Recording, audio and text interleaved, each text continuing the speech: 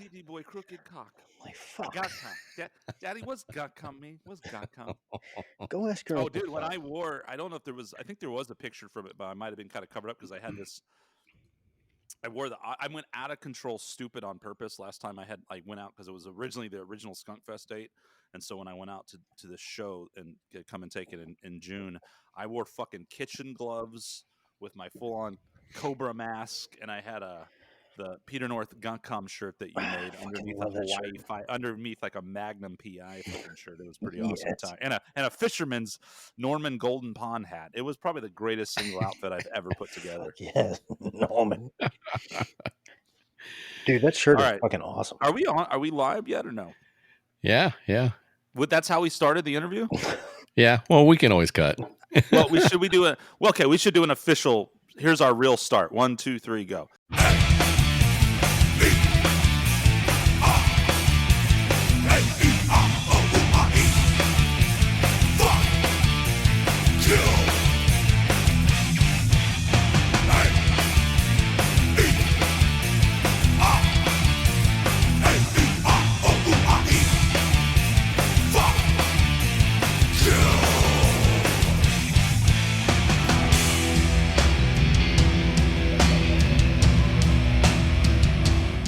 Hey, everybody. Welcome back to episode 3 of Eclectic Soundtrax podcast. I said it right. Oh, you said it. Sweet. Yeah. Your host here, Skunk Manhattan and Vic. And we have a longtime friend of mine on tonight, Dave from Houston. What's up? I don't know if you want us to say your last name. It's your identity to remain anonymous. It's Corndog. Corndog. My last name's Corndog. What I was thinking about. W. I didn't know. See, I didn't know if it was corn dog. I actually just had a corn dog for dinner. So, corn dog with a W, or a regular spelling. I don't know if this. Well, the W is silent. It's at the beginning, though. What corn dog? It's so Dave's. Yeah, we can pronounce corn dog as incorrectly as I pronounced Orapa, which I learned to be Papa, Brazilian reggae group. Anyway. Dave and I, we've known each other for, my God, 20-something years since junior high. 30. We got a lot of good stories. But I was thinking about this with the whole corn dog thing. You have had, I mean, I've got this whole Skunk moniker, and I've got a bunch of alias kind of characters and things that I have. Mm-hmm. You've had a lot of different nicknames over the year. In fact, like when we were going through high school and stuff, like every year, you moved around a bit, and every time you'd come back around, you had a different nickname. I did, yeah. I had I had quite a few. Big Cock was usually the one that stuck out the most. So it's like, hey, there's Big Cock. I'm like, yeah, it's me. Big Cock was the one that was always consistent. That was the nickname that ever since our first date together, That's right. You're like, that guy's got a big cock. I think I gave you that nickname. I was like, hey, wow, Big Cock. Yeah, but anyway, so aside from Big Cock, though, I remember some of them were, I think Zeke was when you were living in Waco. Yeah. I specifically remember Fruit Loop from high school, senior year in high school. Yeah. So that's a weird one because I don't remember exactly how that happened. Because you used to eat Fruit Loops every day, I think. Well, yeah. So I remember having like a box of Fruit Loops in my backpack, but I don't remember why they were there. I don't know if drugs played a part in that, but I do remember there was a box of Fruit Loops and it just kind of stuck. But there were several other. It's just weird because I never really. I wasn't that guy that like sought out like I'm going to be nicknamed dude. It's like big man on campus kind of thing. It just kind of stuck. I don't know. This is my buddy. This is my buddy nickname dude. That's your new nickname. Hey, this is Nick. Have you met nickname dude? I'm laughing way too hard at that. Yeah, it was I'm trying to think of some of the other ones that you had some pretty good ones that I don't even know like where the fuck. Remember skate rags? Where the fuck did that come from? Because I made fun of on our first podcast. I was talking about some of the students I used to have in the early 2000s. Sort of, I don't know what to call it, emo, screamo, but that phase. And there's the Guitar Hero South Park episode where the kid keeps flipping his hair out of his face and like, yeah, he's a pro at Guitar Hero. And I think that was me, my freshman year of high school. I had that sort of like semi-long hair like hanging in my face. And someone just decided that I was a skater because of that. And That's right. And Okay, that makes sense. and I guess I looked like a homeless skater because I just called me skate rags. And, No, because you were pretty much like every day wearing your structure shirts tucked into your fucking your Levi mom jeans. mm. Thanks, buddy. Hey, First of all, I don't think I tucked those shirts in. I hate tucking shirts in. Secondly, they weren't Levi mom jeans. They were probably. I probably had like one pair of Gerbeau or whatever the hell they were called in the '90s that was popular, and then they were Levi's. So I'm pretty sure they were male jeans, but hey, maybe I was like really conscious of maybe I was ahead of my time, and I was sort of like fashion playing forward. fashion forward. There you go. So, but I can't say much because the day I met you, walking into our English class, I remember this. I was wearing some jorts. So if that dates me or just proves that I'm dope as shit, I was wearing jorts with some wrestling shoes and a fucking skin tight Motley Crue t-shirt. And I had really long hair. And by long, I mean, it wasn't long at all. It was just wide as shit. So I had like this mullet that was glorious. And by glorious, I mean, it would look like ass. I had shit hair, but it was a good foot wide in the back. You need to send us a photo of that so we can actually share it. We can. Oh, I do. I've got my my 10th grade school picture where I had spent a good 40 minutes that day with me in a hairdryer, like really, blowing it out. I look like fucking Tracy Guns by the time I got done with him. So the well, and the thing actually looked more like Charlie Benante's hair back in the late 80s, early 90s. It's probably why he stalked me at NAMM. It's like you had my hair. Buddy Charlie, yeah. He already heard about the big cock rumors, I think. He did. He was like, "Is that Big Cock? Fuck." He's the only guy that's still an Anthrax fan. I gotta find him. Old Big Cock. We touched on this the other day, Victor. I think where we were like, I was talking about how we got to have Dave talk about it, and you used to always say this, and I don't remember things that well from that long ago, but I'll just confess to it and say it's a truth, right? I know for a fact I was wearing the Air Jordan sweatpants. You were, I'm sure I had my Reebok high tops. I had, and you could not have put two I don't know for whatever reason we ended up, maybe it was last name alphabetical, or for whatever reason we ended up sitting next to each other in this class where we met. You could not have put two different guys next to each other. He looks at me, and I'm just like so wanting to be a rapper. And I've got my Air Jordan sweatpants. I've got Too Short written on my book cover, according to Dave. It was huge. It was written across the front, like with the. I'm sure I had the money signs. Oh, you did. Thing. And I was all into like all gangster rap as all of us 8th graders. We were all so hardcore. Yeah. Well, hey, real quick, man. Let me cut you off for a second. That clearly spoke to us. That music was definitely the music of our generation. Gated community white kids from the late 80s. That was. I wouldn't say we were gated community white kids, but we just definitely didn't grow up in the ghettos of Oakland. So, but I thought I did anyway. So this is my attire. This is me. And my probably buzz cut, whatever haircut. Definitely. And then Dave is sitting there in the most ridiculous looking shoes I'd ever seen, with the most to this day still wins the award for tightest rolled pants of all time. Like, man! Remember the roll in the pants back in the day? Vic? You cuffed them over and you rolled them up. This guy was the master, and he's got that. And then he said, the big huge mullet and the Motley Crue shirt, and I'm just going like, who's this fucking guy? And he's thinking the same thing, and somehow it was the Humpty Dance. That's what got us talking, because you had on the unifying back of the book, you had the Humpty Dance lyrics, to which, if I'm not mistaken, and I don't know if right now is the best time to bring this up, but in 8th grade we also had to read Diary of Anne Frank and had to put on a skit about the book. And do you remember? You know where I'm going with this? Do you remember what we did? It was you, me, and Jimmy. Yeah, I remember that we did the fucking Dussel dance, Dussel dance, or whatever. Yeah, so we took probably one of the most like horrific nonfiction books about like a true all the hardships that they went through, and we rewrote parts of the fucking Digital Underground song Humpty Dance to incorporate portions of this book and then put it on as a skit in front of our 8th grade English class, because I think the word you're looking for there is genius. Yeah, I think it was something else.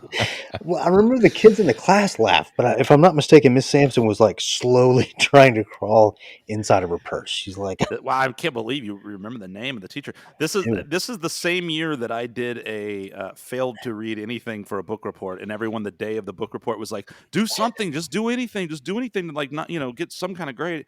And so I did in the 8th grade I did a book report on on Super Fudge.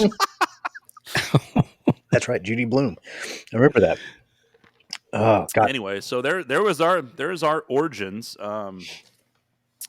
Let's have Victor ask some questions like in a more professional interview sort of context, because you and I'll just go Jesus crazy Christ, on all this crazy bullshit. But I mean, obviously this Eclectic Soundtrax podcast is about music, and we talk about the music and the impact of music and how it's affected your lives and moments in time. And you, I mean, for me, actually, in that subject, you and I in our relationship and meeting you is like, with what was going on with me and just discovering Guns N' Roses around and starting to play guitar not too long after that. All this is what was happening around the time I met you.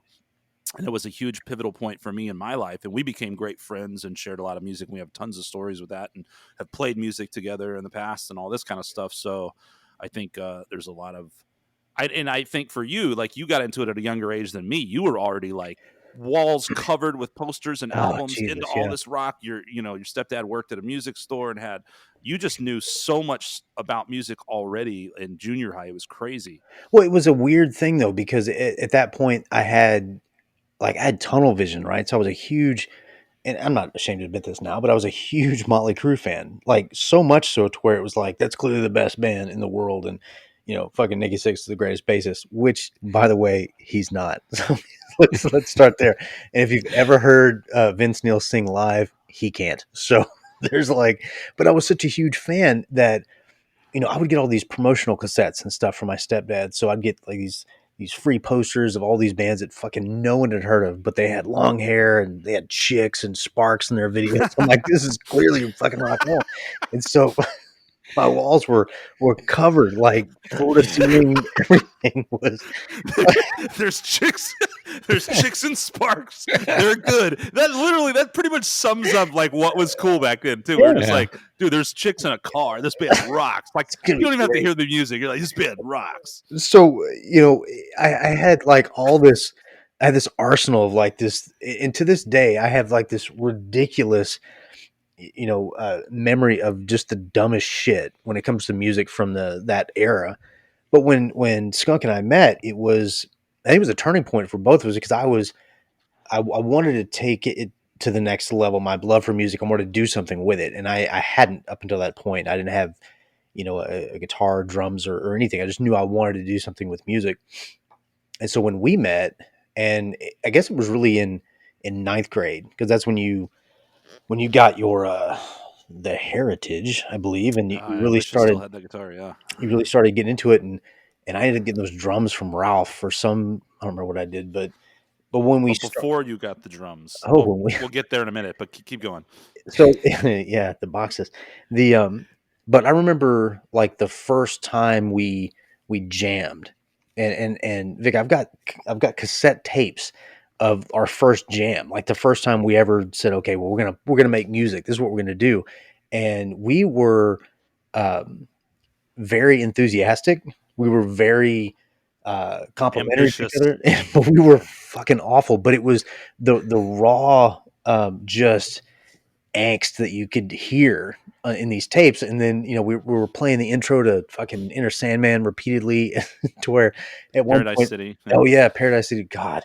But in one of the tapes, it's funny, we're in my garage and you hear my sister open the garage door and go, "Shut the fuck up." We ruined Enter Sandman for her. Oh, I think it took like 20 years before she could listen to that song. Yeah, she fucking hates it. But the cool thing is, though, is that how much fun that really was. Like, I think, like, man, we had, after all, the different musical things that I've done in the last, for God's sake, 25 whatever years, like, it's still like, just because it's just like, that's all, nothing, there's nothing else in it at that moment. It's just like, this is exciting, and you know what I mean? You're just playing music, and it's so like we would, it should be. We would write like lyrics. Playing music. You know, God, but you're right. So we didn't know any better, and that was the beauty of it, is that, I don't hear it as much as I did when we were that age. But you don't hear garage bands, you don't hear kids, in a sweaty ass garage, like learning their craft. You just don't hear that anymore. But with us, that was it. Suddenly we were a band, and by a band, it was two guys. One had a guitar and an amp, and this is before I got my drums. I had boxes, like cardboard boxes, and a whisk broom, right, that I had taped to this piece of wood, and it was like, it kind of sounded like a hi-hat. So we'd be out in the garage, and the tapes, I've got tapes of that, and it's True story. you Yeah. you do a Wow. fill, and it would be like black and black and black and black. there was no, you couldn't tell the difference between any of the drums, because when you hear Oh, that And then whisk. you got one little cymbal that sounded like a trash can. Like I Lars did. would have wanted it so bad in 2003 for Saint Anger. Like you had this one This cymbal, would be great. and it just had to get used for everything. So that cymbal ended up being like the hi hat, the crash. No That's matter what right. it was always the same. So when I got the drums, and it's one of those things, we look back now, and I'm pissed that I painted them, because they were a Slingerland, like this yellow gold swirl, gorgeous, man. To this, I wish I had them like they were when I got them. But of course, it's 90, 91. One maybe. Yeah. I've got, when I get out of the shower, my hair's down to my ass. When it dries, it's a foot and a half wide. But I'm like, I'm a fucking rocker. I can't have these weird 70s drums. And so I painted them blue, and Oh, I do remember those now. Yeah, so yeah. dig this, man. I found my fucking kick pedal, the mallet that I made out of the screwdriver. I found Oh that yeah, in a box. that's right. A screwdriver kick. But Yeah. yeah. I took a bunch of cotton balls and some green fucking duct tape and taped them to a Phillips head screwdriver. And so I ended up with these drums. I had like 2 kick drums, 12, 13, 16, no snare, no hat, no legs for the floor tom. So those were also like screwdrivers. But I had two kicks, but I had one pedal. And so like eventually I ended up I bought a hi-hat, but it had like they had marching fucking cymbals used for hats. They were huge and super thick. And so it would overpower like everything. It was nothing like the whisk broom. But I had this one cymbal. It was uh fuck, I don't remember the brand, but it was a 12-inch splash that was about as thin as you could go and still call it a cymbal. And I remember I made the stand out of PVC pipe, but I wrapped it in bandanas, because rock. And so You had the Steven Tyler. look, but we hit it like the first time, like, here we go. And I'm thinking I'm like John Bonham. I'm like with all my might, and it fucking dents this boink. And so we all kind of looked at like, that's not supposed to happen. And I'm like, the cymbal cost me $25 brand new. After the very first rehearsal, it just looked like it got run over by a car. Yeah, and I still have that too, because I was going to ask if you still had that one. Yeah, I do. It cracked about halfway through it, and just over years, the patina on it was actually really a neat looking piece. And so I had framed it, and I actually have it here in the house. But it's funny because you look at it, and I have it tells me a completely different story. It tells me, what it was like when we wrote Green Demon, and when we wrote, all these songs about doors, that all of our great unreleased classics. So it was a whole different time, and it was the perfect time in our lives, not just because we met, but it's that pivotal going from junior high into high school, and we kind of found something that defined who we were. And so you had jocks, and you had geeks, and you had nerds and theater dorks or whatever, but you had you had the band nerds, right? And then you had us, because no matter what, you have your group. But we thought we were the like fucking top dog. This is like, we're the coolest kids, but secretly we're like, we have no friends. Well, no, and that's the thing, was like when we first met and we started, when we were making a band, even though it wasn't a band, and we were all excited about this. That's what we cared about. That was our world. We didn't give a shit. And in our minds, I mean, I guess we thought we were the shit. But what's funny is like nothing mattered, and we didn't care. And I think, and then fast forward, like in our senior year when we were kind of bozos trying to like maybe fit in a little more and all this, like, you look back and you're like, no, we were actually cooler when we just didn't give a fuck. We were just who we were. Well, see, and And that, you know, that you got a good point there, because like that was the music is what defined us, right? So we had something that no one else did. I mean, we had other kids in school that weren't garage bands, but there was something about the stuff that we were doing that, because we weren't really doing anything, we were just writing lyrics and talking about one day we're going to be and famous and fucking. judging other people who we had Oh no my business God. to judge. Jesus. Like, so if someone else wanted to be in our band, oh God. Jesus Christ. So like literally at that point you could have played just hit your fucking string and you're like, cool, you can be in our band. but we were like, no, We were, you're never going to be in this cool band. I mean, I've got screwdrivers holding my fucking drums together. But speaking of Motley Crue, what was the name of the band that you came up with that became kind of sort of a band for a few minutes? oh, you're talking about A the one, little down, the yeah, band that you were not in with me. the band that I was not allowed to be in. You weren't allowed to be in this band. This was a It was too cool. Yeah, it was too cool for It me. was a fucking side project. So it was Dave and I had a fallout. I was in cocaine rehab at the time. Yeah, and I was Dave went and formed another band. so I don't remember why you weren't in this band, but it was I was in a band. I was in a band called Six Gunner with two X's because I thought that was dope. Like, let's just do this. And it was a 3-piece, so we were a lot like Rush because we were very hard to listen to. So we knew part of one song, and we had one practice, and I was Now would very, would that one song be Back in Black? that would be Back in Black. Yeah, it would be, but just part of it, not the whole thing. Funny story though is that the bassist for that band, I ended up buying his bass from him so I could sell it and buy a hi-hat, and that is a true story. I bought Ralph's bass and then sold it like a week later to buy new hats for because he was an awful bass player. And again, I had no reason to judge this guy whatsoever. But we have No, but I mean, I love that. I love the sort of the origins of that story, whether it be a Six Gunner or Us in Your Garage, which I don't know. Well, no, we had some stupid names. One of we definitely had some we had names. some dumbass names, but it was cool because it was very much like not the Golden Gates thing. It was like I had my Primer Gray Heritage and a little PV amp with the amp I still have, and I remember getting those two things for $90, and you were assembling these cardboard boxes slowly to drums, selling basses for hi-hats. I mean, we were like, it was so like just not, so blue collar. It was just like, but we didn't give a crap about any of it. The last thing I think that crossed our minds were like having anything amazing. For us, it was so exciting to just be jamming, be playing. It would be at school, sitting in one of the classes, just writing lyrics like this. This rhymes with this. This sounds cool together. This is a neat turn of phrase. Let's write it down, and we'll write a song around it.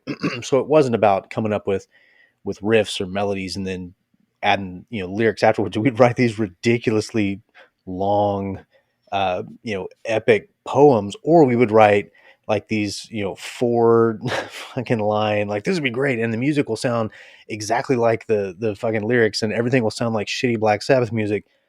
But there was a drive there that you don't find as you get better or as you get older, because we had no like understanding that we aren't very good at this. Like that never crossed Everything's cool. I mean, Yeah. I remember like on all those old cassette tapes, I remember just running my hands up and down the neck of the guitar. Oh like, yeah, just making noise and being like, "This is amazing."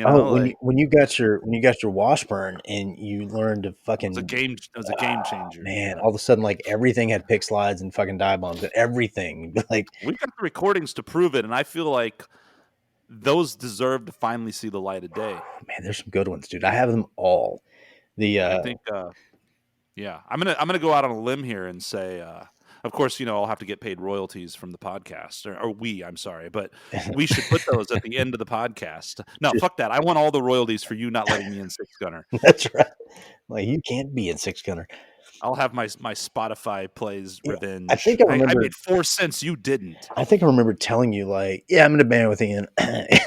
Like you're not in it. And Ian was our idol. We idolized this guy.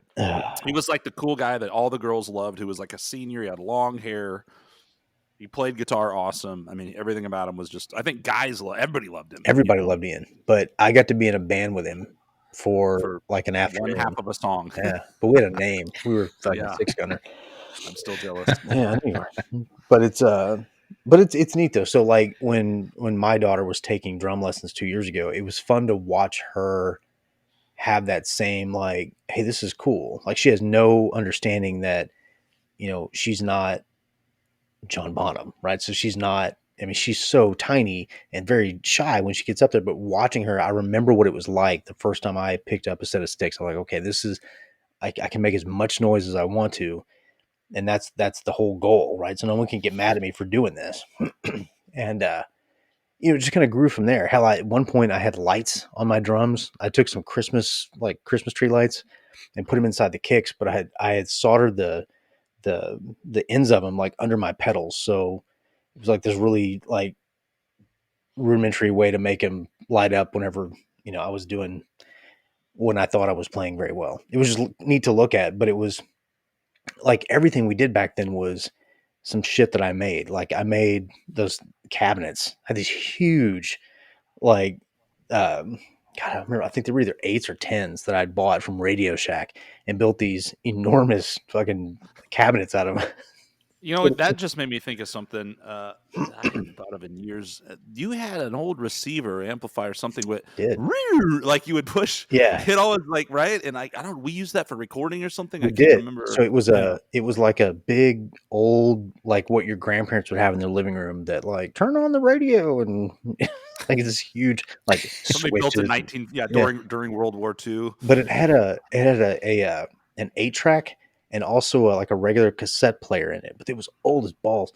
But when you would you could record directly to it. It had like a mic in, and but when you would hit record, it would like wind the tape up real quick. And so at the beginning and end of everything we ever recorded on that would go whoop, like so they kind of knew that like okay, the song must be over now. Because we got that. That was when your sister heard that sound. That's when she knew to leave the room immediately. Oh God, it's some shit they did. Well, fast forwarding a bit, so we kind of had that, but you moved around a lot. You always moved around. Where are you from originally? Athens, Greece. Yeah, there's a great story there too. Yeah, should I tell that story? Fuck. I mean, I don't have to tell that story. It's a good story. It is a really good story. So I was fortunate enough that in high school, when I was being a complete idiot and going out and getting blitzed and being stupid, and we thought we were so cool, I had this old Dodge Caravan hand-me-down that my parents had in the 80s. The brew wagon. We called it the brew wagon, and somehow it managed to get kegs. And there was no AC. There was no radio. There were no back seats. There were no back seats. So there was a tire. So whoever rode in the back just sat on a tire. Oh, okay. Hang on. We had that office chair in there for a while. which was fun. High rolling. I think that that was our high rolling fit. We must have been we probably had our pagers back then. But yeah, and so that was. Where was I going with this goddamn story now? Jesus. Fucking. What does my van have to do with anything? There was going somewhere. Fuck. It's going to Greece, right? Yeah. Oh, thank you.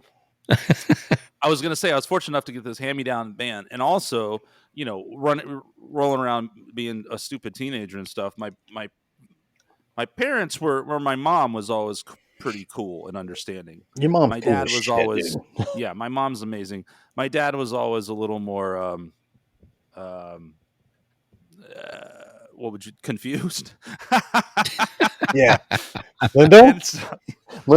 Yeah, what's going on? So I come home drunk. My mom's going like, "Oh boy, I'm glad you're okay." My dad comes out with it in his underwear. What's happening? Your dad go back to bed. Yeah, your dad was like a very it was like an intellectual and coherent Ozzy Osbourne at sometimes. Yeah, that's a really good. I think so. Like especially, yeah. And then those were pretty funny times actually when he would just be up. Completely confused with us, belligerent drunks, and my mom's just like, go back to bed.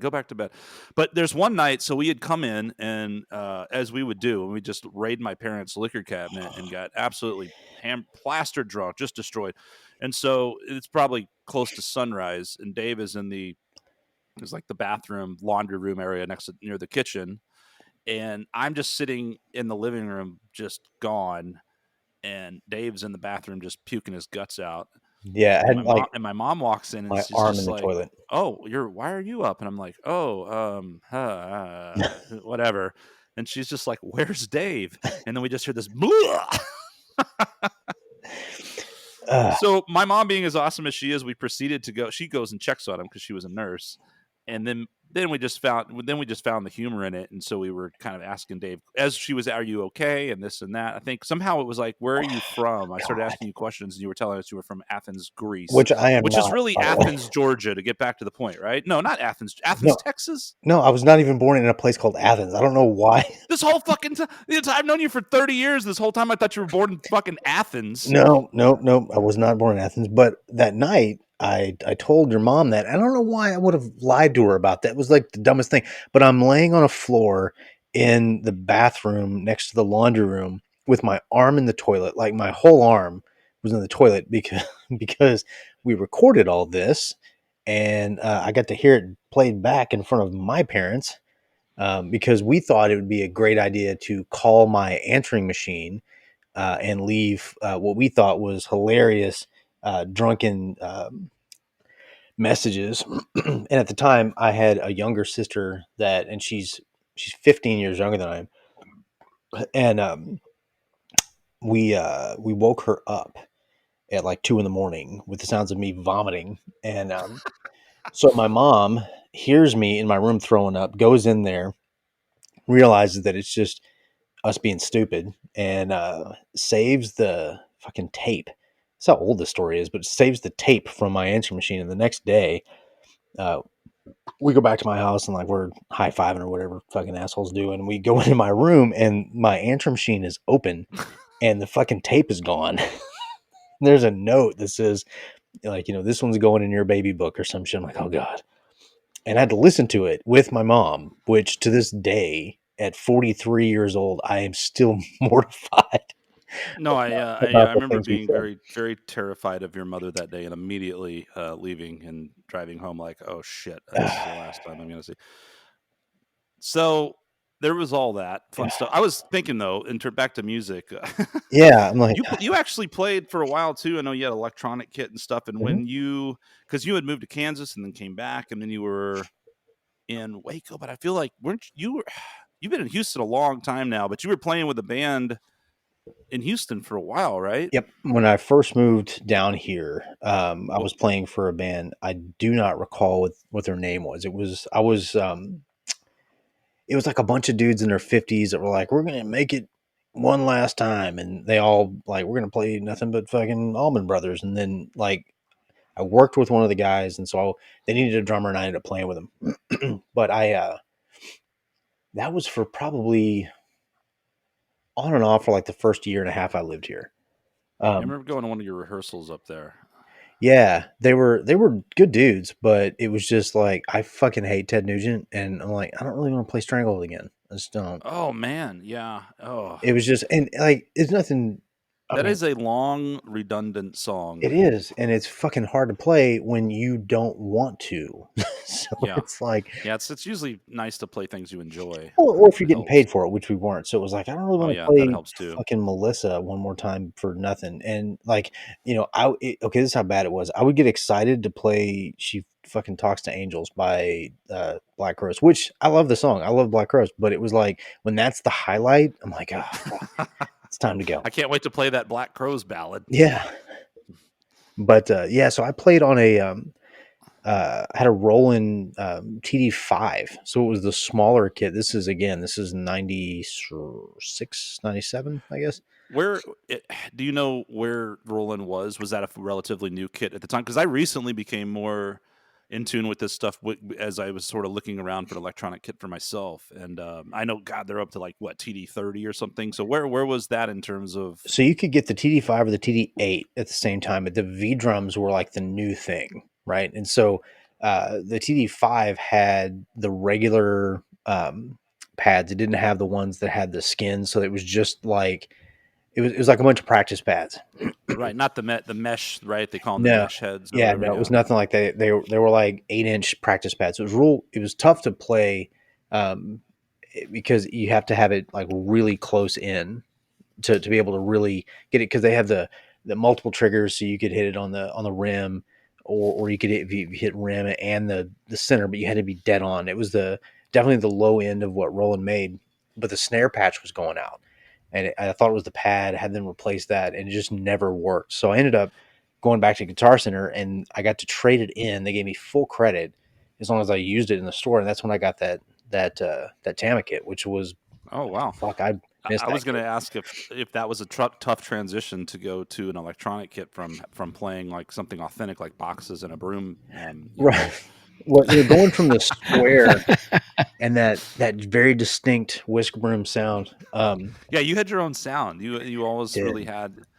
it was When people say what's the hi-hat sound you're looking for, they say give me the corn dog. I can't get it. So if you could mix my 1990 hi-hat with the 2003 trash can snare, it would be, Your hi-hat would win hands down. That's it was, the answer to that question. that would be musical harmony. But I I, went I just from, go ahead. I was going to say, I just want to know if anybody in Guitar Center followed you around playing Dave Matthews songs. But with me, There's always one guy that plays a Dave Matthews song on guitar and tries to impress the girls. So When you mentioned Guitar Center, so I was like, so Dave was a cute girl back then. I was a cute girl back then. I had with gorgeous a big hair cock. with a big fat lady cock. The Yeah. so I will say I was more of that guy at Guitar Center. Like I would learn things, like Skunk would teach me how to play like the intro to a song. Like, this is all I need to know. I would go to Guitar Center and like creep on chicks, like, hey, check this out, and they're not impressed. They're there with their boyfriend that's learning how to play Wonderwall, and so it's like fucking no one. I hated that song back then, and I fucking hate it now. Oh, Man, Yeah. it's funny because back then for me, going to the Guitar Center, we didn't have one where we were, and you had to drive to Houston. It was like a big. Now it's like right down Yeah. the road, like literally 5 minutes from my house, and it was like a big ordeal back then. And I remember over the years how many people would be like, oh, I'd love to go with you. And then they'd just be bored out of their mind because I'm like a kid in a candy store trying out guitars doing it. And they're just like, oh my God, this sucks. Can we go eat? But I remember doing that, and I would be the guy because I just wanted to like jam so bad and like meet people and musicians because there wasn't a lot around. I was kind of like the bedroom player, and so I remember one time like trying to kind of jam along with some guy because he was like playing Metallica riffs, and then I would start like I knew like every Injustice riff and so I would start like kind of jamming along, and I wondered if that guy was just like, God, what a dick! I'm like, trying fuck to off. fucking learn this. And I'm like, I wasn't trying to be like, look, I know that riff too. Look how cool. I was just like, yeah, let's jam or whatever. But yeah, it's a different perspective from I think when you're a teenage kid to when you're an adult musician or whatever. Because now I'm that probably that same guy that's just like, oh, shut the fuck up. I don't care that you can play Crazy Wonderwall. Train. So the thing about this is that I'm left-handed, so Wonderwall. there was never, I never went to a guitar store and found a guitar I could play, and so being able to go into a store that had more than 0 left-handed guitars, where they had like the one, it was like this fucking Gretsch. Just having one left-handed guitar is you're like, win. Yeah, it's like it's got 5.5 strings on it. It's actually a banjo, and it's like, this sucks. But yeah, it was shaped like it was a hot dog, but so what? Yeah. There was a local guitar store in our town that had guitar shop. There was like it was called the Guitar Shop, and I actually lied on a resume one time and put that I had worked there down to get a job. But they had like they had a hot dog guitar and a Batman guitar. They had all these ridiculous guitars. That's where the heritage came sounds from. awesome. None of them were left-handed, and Dave was crushed because like, I just want a fucking left-handed Batman guitar. Is that too much to ask? So, but it's tough though. So imagine if you went into. Are you wearing a fucking Pitchfork T-shirt? That is goddamn right I am. Awesome, we're gonna get to that.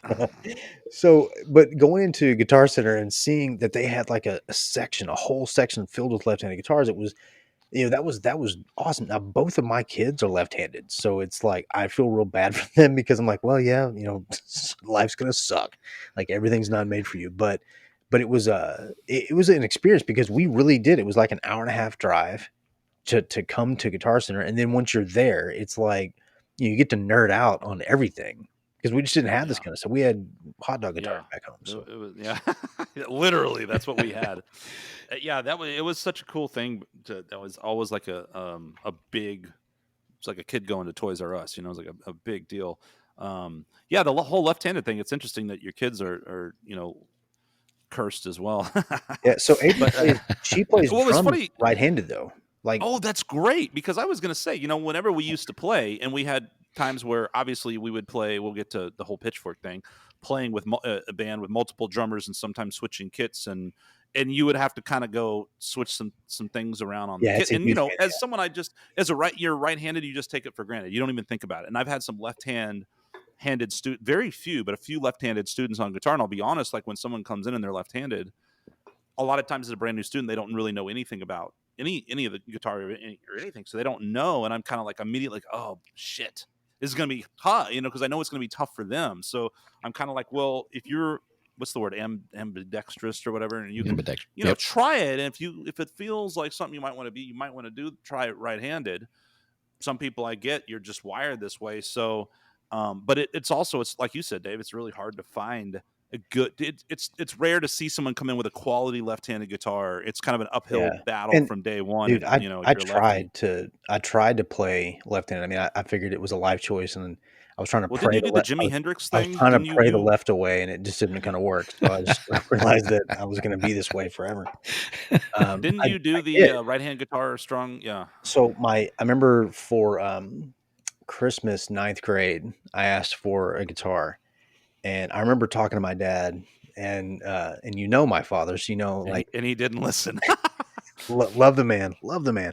But I was like, listen, he goes, yeah. I said, what do you want for Christmas? I really want a guitar, but I'm left-handed, so it has to be left-handed. And if it's not left-handed, just no guitar. I'm good with no guitar, left-handed guitar or none, and I would be just as happy with no guitar than I would, otherwise. And so, of course, Christmas comes around, like all the presents get open. There's one more under the tree, and it's like a box. I'm like, what the fuck is this?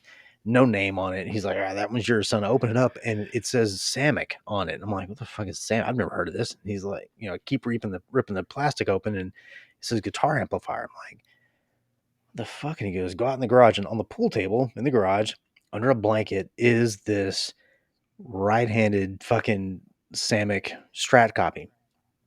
And I loved it. So, and I've never been more thankful for anything in my life, but I remember thinking, fuck, I can't play this. But I also couldn't play it left-handed, so I guess it didn't really matter at that point because I had never. That's the nice thing about not being able to play. Like when you first start, it doesn't matter anyway. But I remember, and so it's, I guess, contrary to what you just said, as a lefty, it was easy for me to learn from you because it was like looking in the mirror. So That's interesting. when we would sit across from each other and you would say, okay, it's like this, this is this chord progression, follow along. It was very easy for me to learn that way because it's like looking in the mirror. Huh. So. And we look alike. We do look me with my big blonde chili bowl, and you with your 2 foot wide mullet. And my big cock. So let's not forget that there was that. So it's also a factor in getting in the way. I never played a guitar. I just played my cock.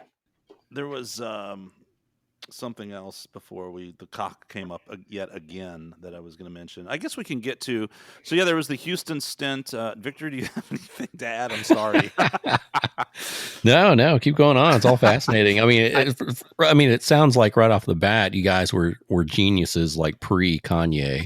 Oh yeah. So I think he probably drew inspiration from you guys. I'm pretty sure he did.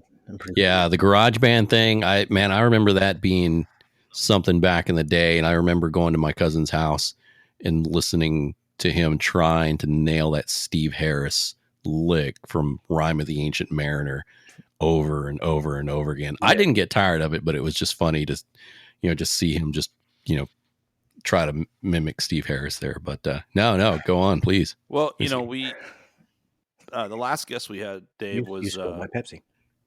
Oh God! This is a great segue, actually, Victor. You have no idea. So the last guest we had was a fascinating guy named Yuri from Brazil that we talked to, and who's a huge Iron Maiden fan. So we talked about Iron Maiden a lot on that podcast. And well, as it so happens, there's this guy we went to high school with who was just kind of a dick, right? I guess. I mean, I don't know what his deal was. He was a fucking I senior. mean, well, maybe he was a big metalhead, and I guess us, like when we were freshmen and just starting to play, and by the way, like my guitar teacher, I used to get into bars all the time when I was 14. It was crazy, and like so we were like, and we would just go to bars and shit and hang out when we were 14. It was crazy, and but this guy, he was one of the older, maybe a senior or something, and long hair and metal dude. And so we maybe kind of looked up to him or whatever. But when we like jam with him, we were like, this guy's kind of an asshole.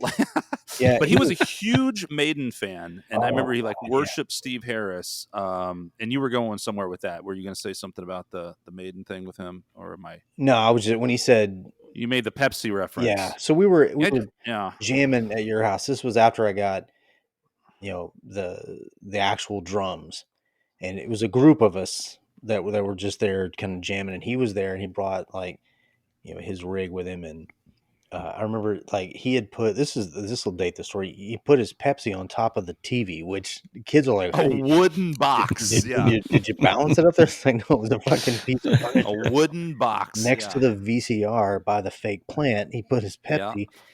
And I don't know if you bumped it or something, but it spilled. It knocked over. I think the vibrations of it, probably the fucking power of our goddamn metal, probably. Yeah, probably like, that's what it was. These guys, that guy's big cock is just fucking. But it's spilled, and so instead of like I don't know, grab a towel or go, oh shit, let's clean this up. He just starts looking at you and going, "You spilled my Pepsi." You're like, yeah, on my dude, fucking mom's first of all, television. I didn't. It wasn't me that spilled the fucking thing. It was just all of a sudden like, oh, there's Pepsi all over my parents' television. And if I was like someone's house and did that, I'd be like, oh shit, I'm so sorry. You have a towel, like Dave said. No, you spilled my Pepsi. Well, fuck you, dude. Get the hell out of my house. Yeah, I remember he was like he laid down on the floor, and he was playing his bass, and then he goes, guys, do you know what a culture shock is? And we're like, what do you get? And he's like, because when he was leaving, like after graduation, to go back to wherever town he was from, he was like going to go back with his real band. It was just like the last, he had to like make like one last stab, like, you guys fucking suck. I'm gonna lay here on the floor and tell you about how cool my other fictitious band, my real band is. That was his six. We were his six gunner. Oh God, we were, yeah. Fuck. But so. And the thing, the thing about that guy too is he obviously took metal very seriously, because what we did not know when we were in a bar at 14 watching my guitar teacher's cover band, was that headbanging, in fact, is an art. It's an art form. Little did we know. You don't just go up and down. No, there is a very distinct way. Apparently, this guy had read the Britannica encyclopedia, the volumes of books on the subject, and proceeded to tell us that we were headbanging incorrectly. Oh yeah, and then he fucking demonstrated, like, it's like and it looked like he was having a fucking stroke. It was just really bizarre. But he was a fucking asshole, and like I don't even remember hanging out with that guy that much. It was just like he was just another guy that we knew that played an instrument. So there was like there was like four of us that played and liked metal. It was just, and we were like, well, I guess we're in a band together. Yeah, guess here we are. We're gonna be famous now. But he's got long hair. I guess we're in a band. But what was funny about that is that there was no limit to, when. Of course, this is all pre-internet and thank God it was pre-YouTube. Holy shit, dude. We would have put that on the internet. Let's record these practices and put them online, and so everybody can fucking see them and keep them forever. Right now, our entire life would be us every day trying to figure out what our password was. Just take shit down. But but it was, there was no way to, get it out there, or there was no community. You couldn't go online and like, hey, we play music, let's all get together. So you would find these people at school that you wouldn't normally even fucking know. This guy was a senior, we were freshmen. My sister was a senior. Maybe that's how we knew him. I don't know. Maybe. But it was just like, that guy plays bass. All right, cool. So we gotta get together and let's all bring our instruments, and we'll all just. It was like Fish, but worse. If that's possible. It's actually really funny you made that reference. Because what is that guy's name? Trey. I'm not a big jam band kind of guy. It's not really Starts with a my D, bag. isn't it? Trey. I can respect, but Trey, whatever his name is, dude, he was on Jimmy Fallon recently. I just happened to see it was like the first episode or that they were back in the actual studio, all distancing and stuff. But he played with the Roots, and it was badass. It was really good. I went and saw, and I'll be the first to fucking admit, I love Fleetwood Mac. I do, but I went and saw Lindsey Buckingham. This would be maybe 15 years ago, here in Houston at this little venue downtown, and it was goddamn phenomenal. Watching that guy play Lindsey guitar. Buckingham. He's Dude, it amazing. was, He's awesome. He played, the fucking Chain, he played Tuscan, he played all that horseshit, but he played just this flamenco shit for 30 minutes straight. It was just awe-inspiring. This guy was amazing to play, and you had to remember, oh yeah, that's right, he was fucking Stevie Nicks. That's right. Oh yeah, he had an afro. It was you had to remind yourself, oh shit, that's right, he was in the Mac. Okay. I love that that's his legacy. Not he's a great player. He plays with his fingers. He wrote this song. The Chain fucked Stevie Nicks. Yeah, that's it. That sums him up. That's all you need. Is there anything else he did? No, that was it. That's all he ever did. That's all. Fuck Stevie Nicks. Wrote The Chain. Bunch of other shit no one cares about. Oh shit. Man, I was just thinking about. We'll talk Pitchfork, but first concerts. Vic, what was your first concert? I don't know if we discussed this before. Ooh, because Dave and I share this experience. Well, maybe you had been to something prior, but my first concert, was that your first concert? No, I had actually, my first concert was the Oak Ridge Boys. God, hold that thought. Let's go, Vic, and then we're gonna come back. That fucking Elvira, that's amazing. Yeah, that's awesome. What were you gonna say? Like that anymore. What was your? I was gonna say I think I remember it was Kiss. Holy first concert was Kiss. Holy shit! If there's one band, now Ted Nugent probably ranks a close second, but if there's one band me and Dave have talked more shit about. Oh yeah. I'm sure they're fucking amazing live because it's Kiss and it's this legendary thing with fire and tongues. No. I'm sure it's like The Matrix. The Matrix is a shit movie, but the fucking effects were awesome. Kiss is in 1999, maybe. I still think The Matrix is pretty cool. But here's my point.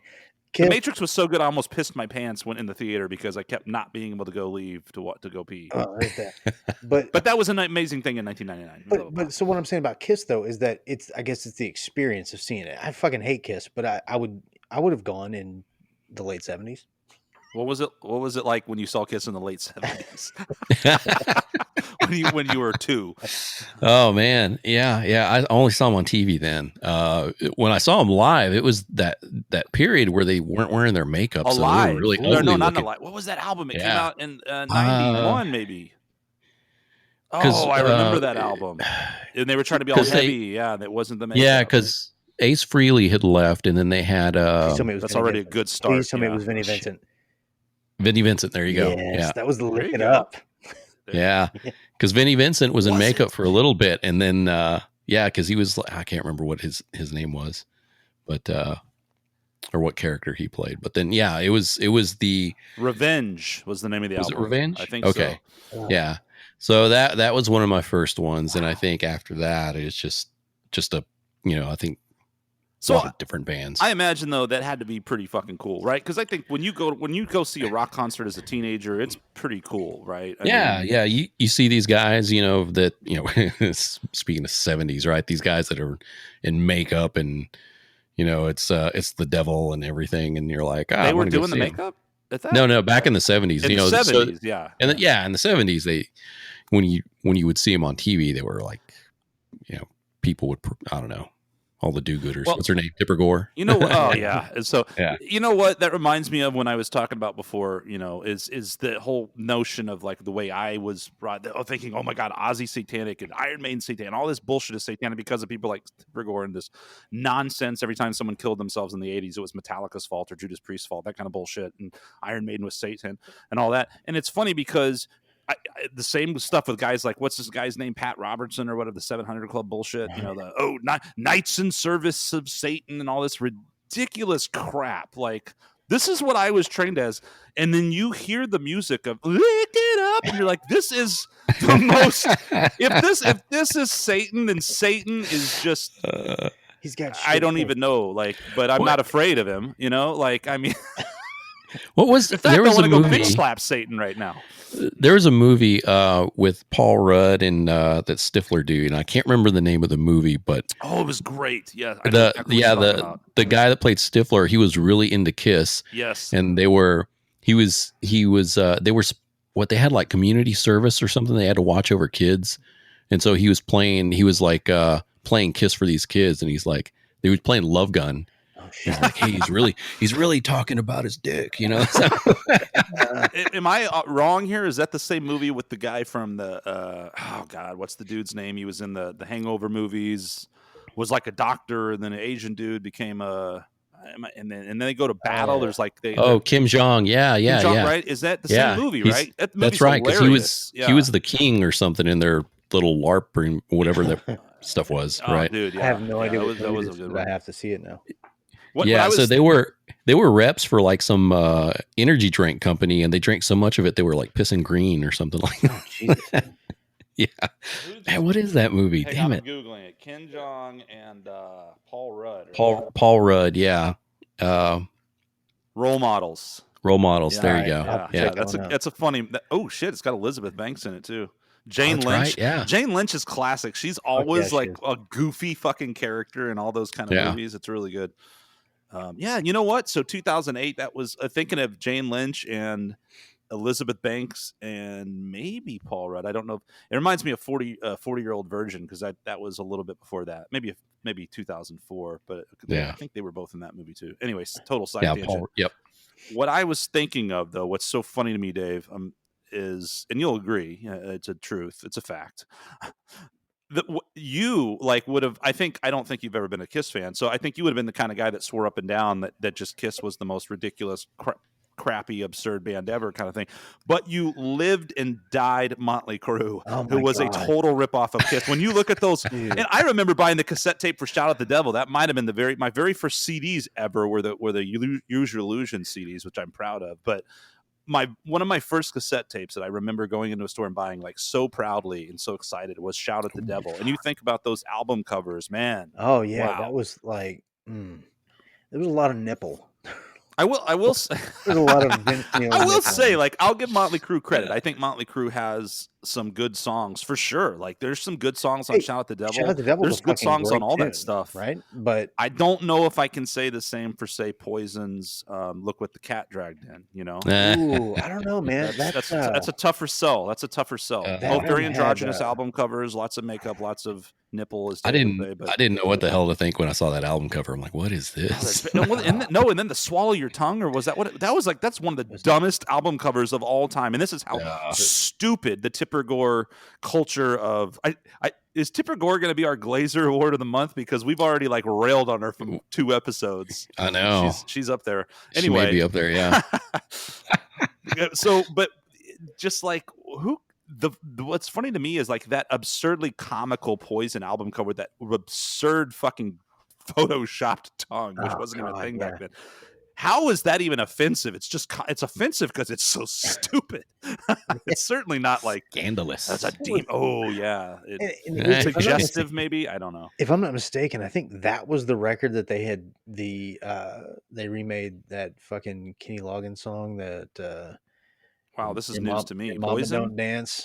When they came on that sang that, but yeah, I think that's on that record, and it's just, God, there was nothing. Was that a thing back then? Because Motley Crue on Theater of Pain did "Smoking in the Boys' Room." I always thought Theater of Pain was kind of a weak album. I mean, "Home Sweet Home" was a classic, which is on there, but overall, I didn't think that album was super great. Well, there were other songs that. I mean, even the members of the band will tell you that was their weakest album whenever they were making it. But there were other songs that Crüe had that weren't hits that I thought were better tunes, right? So, "Shout at the Devil" was a great song. The record is pretty good for when you think about the era, and if you can get past that, it's sonically it's hard to listen to, but God bless the children of the beast, right? It's a bastard. But "Too Fast for Love" is a fucking shit sandwich, man. That was just dude, I heard one of those songs on the radio, and I was like, holy shit, this is so lo-fi. So you and me and your brother were talking about crazy. I went, this was a couple months ago, it was right as the pandemic hit. I was in the kitchen cooking, and I'm like, I'm just gonna listen to the fucking Motley Crue discography. So I started with the first one, and I ended up sending you guys a playlist like, listen to these songs in this order, and if you can make it through, Oh, there would, maybe. and it was just Now, oh, was it it was actually Motley Crue or was it Christmas at that point? it was yeah, right. So yeah, we should blame the man Christmas. Bob Dylan was only 45 back then. See, that's the thing is that like if we were ever at like bar trivia and there was like, okay, Did you see Dirt? Motley Did Crue, you I'm like, that's the fucking guy. Bring this guy. Oh, with you me would know because everything. I'd put all of my money on you if there was a Motley Crue Final Jeopardy question and it was like teams, and I would be like, I'm betting fucking everything. everything on this because this guy is gonna. Now, fucking do here's it. a funny quote, right? Back to high school, right when we met and we're getting into everything. And I was like the Columbia House. I don't know. I'll get Metallica, Ride the Lightning, and I know what you're Justice. gonna And say. I'll get Poison. Fat Cat Drags. Now, I will say, I'll go on record and say I really do like Flesh and Blood. I think that's a cool album. I still dig that album for what it was in You its still its riding day. the wind there, dude. Just riding the wind all the way, and I had a mixture of that and like maybe Slayer and Pantera, but then Poison. It was really kind of weird. And then a lot of those 80 bands I still love though, actually. But I remember Dave saying this to me, and this is such a and again, like Motley Crue is not a like they've earned their right. Like they're a good band for rock and roll notorious, yeah, they put in the work. Yeah, Definitely. dude, They did. great kind of glam meets But gutter this rock is a punk, bad quote, though. Yeah. I know what you're gonna But- say. And but this is epic considering. I mean, we're going back 30 fucking years. When you look at this quote now, this is because back then one could argue that the two bands may have been a bit neck and neck. But Motley Crue had Dr. Feelgood. They had some big success with Bob Rock. But still, there's but no Dave comparison. said, I was like, hey, what do you think of Metallica? Because I'm still kind of learning about these bands. I was like, what do you? And Dave goes, yeah. Metallica's just kind of like a bad wannabe version of Motley Crue. I actually said that, but it was like I cringed knowing that I said that. I'm like, why would I've ever? It's one of the greatest quotes ever. Because this is on the heels of like And Justice, which is personally my favorite Metallica record, and I fucking loved every song on that one, and I was still such a hardcore fan of the Crüe that I couldn't bear to say that anything was as good at or better. So what am I going to do? I'm going to lash out, and we're like, oh, they clearly Fuck Metallica. Well, you know what I think though too, and I'm actually curious to hear what you have to say on this, Vic, is because for Dave, we liked all this different stuff, but it was like Motley Crue. That's my favorite. They're the best. They're my, you have to have. For me, it was. I mean, Dave knows it was Skid Row. Like that was my band in high school. I loved Guns N' Roses. That's what got me into it. I love Metallica, but for whatever reason, man, I got into Skid Row and Slave to the Grind. I still love that album, and that was just my fucking band in high school, man. Loved Skid Row. Did you have a band like that where it was like that they were the best kind of mentality? The band that I would listen to over and over again. Yeah. Kiss? No, it wasn't Kiss. No. Honestly, so Maiden was up there because I, listened to them with, I think, starting with Killers. Right. And then all the way on. Well, you mentioned buying your first CD. My first CD was Seventh Son of a Seventh Son. Ooh, okay. There we go. Yeah. And so I went. That went from cassettes or a few years. Yeah. So, which would have been what year was that again? 88. 88. Wow. Yeah. Okay. Or maybe shortly after, right? So maybe not right after, but. Yeah. So that's when I made the transition from cassette tape to CD. But yeah, I think mostly it was them, and then some Metallica, because I got into them with Ride the Lightning, right? So Fade to Black was the first Metallica song that I listened to. And I even listened to your favorite guitar player, Yngwie. Oh yeah, on occasion with with all the arpeggios, man. my first thing it's funny because when I started, you're sort of finding yourself as a teenager and discovering what you like, and then you learn to, who you really are, what you really like. And I remember like hearing a lot of these things and seeing in guitar magazines, I'd always see Yngwie and Fire and Ice and all these silly things. And so then I remember at fucking Hastings, Dave, I went and they had the little listening booth. They had a listening booth for a while. And I was with, That's right. Yeah. Chris, I'd mentioned him before. I've known my whole life. And so we were in there. I'm pretty sure that was him. And I was like, I want to check this out. And I put this Yngwie in. The first thing that comes on is Far Beyond the Sun. And then it's just like blowing my 16-year-old mind, or however old I was. and I'm just like, holy shit. I mean, that's an amazing. The guy was like 20 I years old.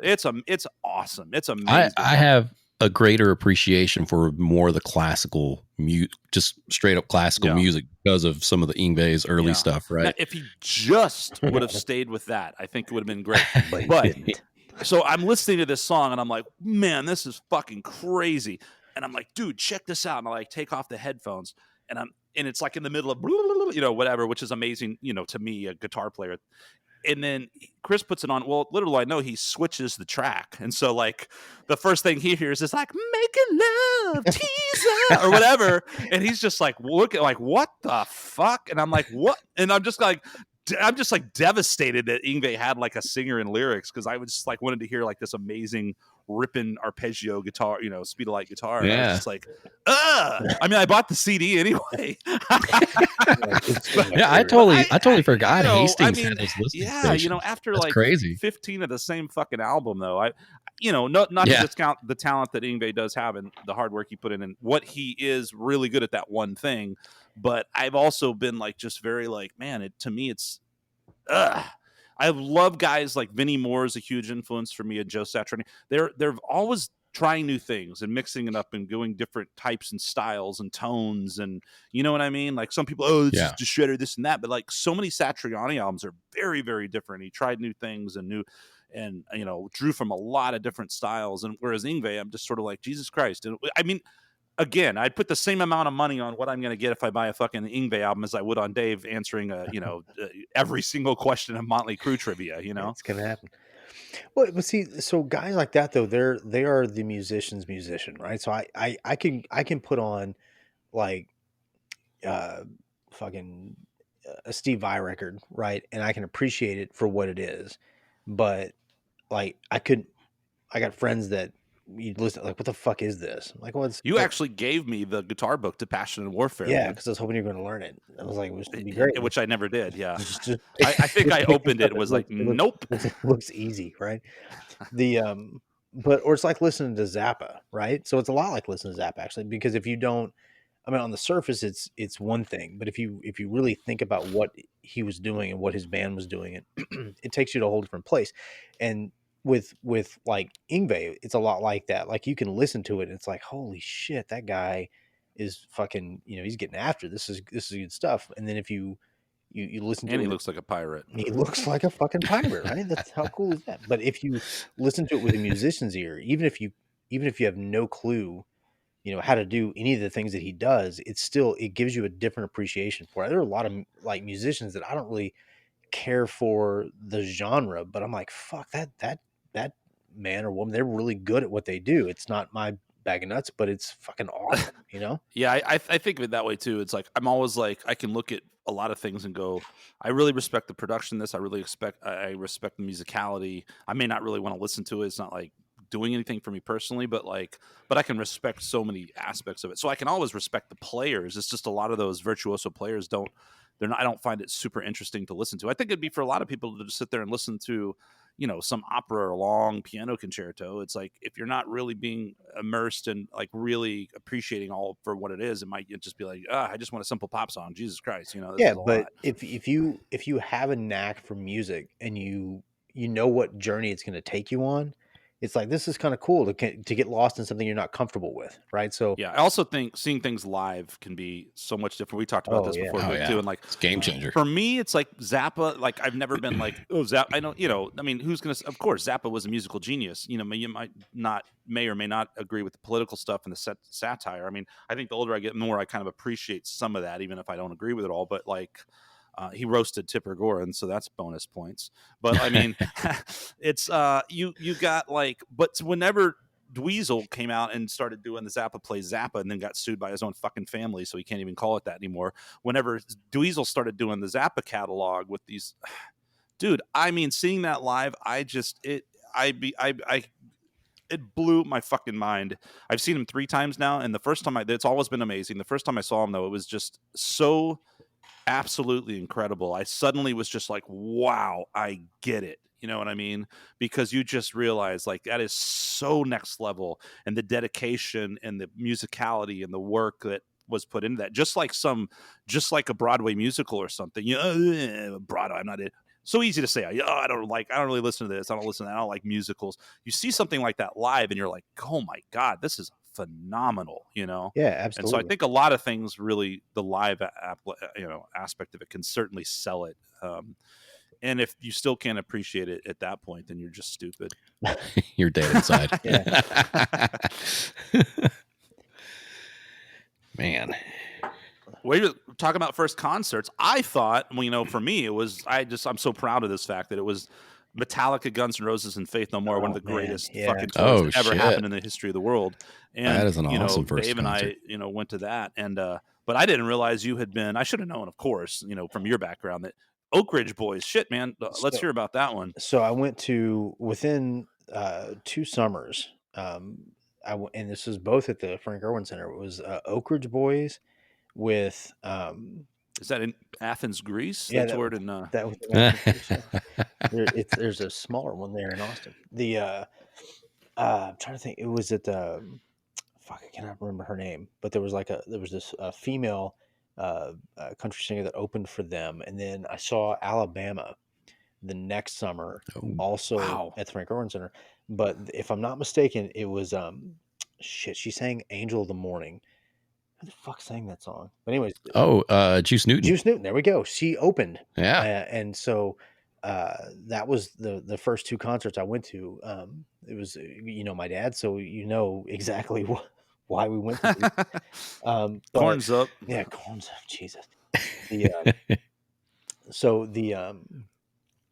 I called him yesterday. I texted him and I was like, hey, because I was coming through I was near Dallas last night, and I said, hey, you're going to be near 45 in Corsicana. And he's like, why? And I said, because I've got your Girl Scout cookies from my daughter that we've had at our house for 6 fucking months. I want, to deliver them to you. And he goes, his response was, got hay to bale. Went, how much? He's like, 1,000 bales. I went, well, that's a lot of fucking hay, man. I guess, okay, I'll just eat your cookies. You're good. But I always learn new things about your dad. So he had to bale 1,000 square bales this morning. Like, that's a lot of fucking hay. So anyways, so we went there, and then we after that we saw Ricky Skaggs, which country singer, early 80s, more of a bluegrass kind of guy. But those were my 3 before. The very next one I saw was with you.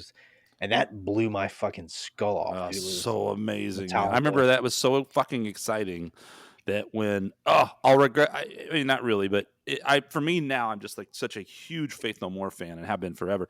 Not that I wasn't already a big fan back then, but not like at the level I am now. And I remember when Faith No More came out as the opener, and it was at the Astrodome, huge crowd. I mean, it was absolutely fucking packed by the time Metallica and Guns N' Roses played, and the light show is a massive, amazing performance and visuals and the whole 9.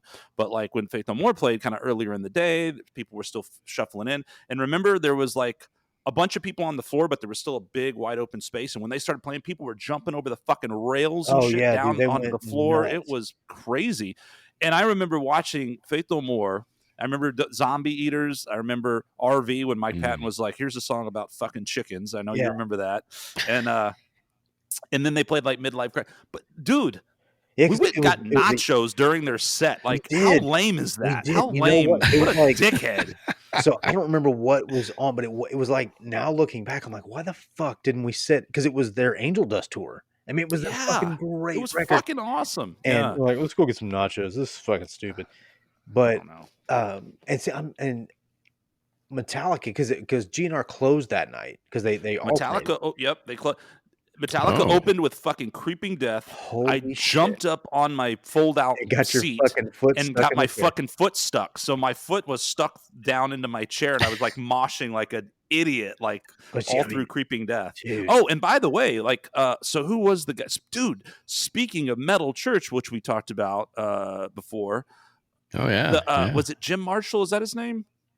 What's the guy's name? Oh, the guy that played guitar for James Hetfield? Yeah, because when we saw them is when James Hetfield had his arm in a cast. Yeah, it was right. And so the guy John Marshall. John Marshall from Metal Church was playing guitar on that tour. Yeah. Yeah, because I remember James Hetfield being like at some point he was like, "Yeah, give me a hand" or some shit. yeah, it was yeah, that's right, because he broke his arm or something, skateboarding or something, right? No, well, that no, had this happened is before too, Toronto. but this This is was when he blew because himself of up. a pyrotechnical That's right. accident. Yeah, Because he's played for him twice, or he's played with him twice, right? yeah, he did break his arm in the. I think that was beforehand. I think it was more Master of Puppets time or something in the Okay. in the 80s when he broke his arm skateboarding. Yeah, because there's pictures of him, with his arm in a cast with the puppets background. I mean, I think I think I've seen that, but it was sometime earlier than that. But yeah, when we saw him, it was after he blew himself up in Toronto. Well, And, no, it was it Toronto that it was. Wasn't that the same concert? And then Axl Rose fucking started a goddamn riot. yeah, I think it was like everyone was already like stressed out because Metallica had to like couldn't keep going, and then yeah, because instead of Wow. leaving one the of day, them Axl was was on like fire. somebody took a picture of him and he got mad and was like "fuck you all," and then a riot started. And That must have been like the most polite riot ever. I know, in right? Like, Toronto. I thought it was like Toronto I thought it was like St. Louis or something. Yeah, I think it was Oh, okay. Toronto. Like everyone was just like, I don't really know how I feel about this. Hey, yeah. Hey, I'm mad. are we gonna get our money back? I'm gonna gas up the Google Sorry, machine here and see if I can. I want to say it was in Toronto. As you're Googling, when you mentioned your dad and the hay bales, and all the interesting kind of from knowing you so far back and going and recording our original quote tree stump was what we were called, our first little endeavor post Six Gunner.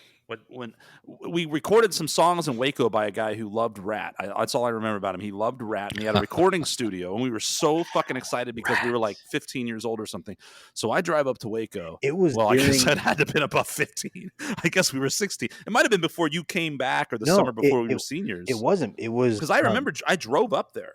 Or did I get dropped off? You got dropped off because that's right. My mom came and picked me up. I remember that now. Because I was in driver's ed. Wow, that's true. Yeah.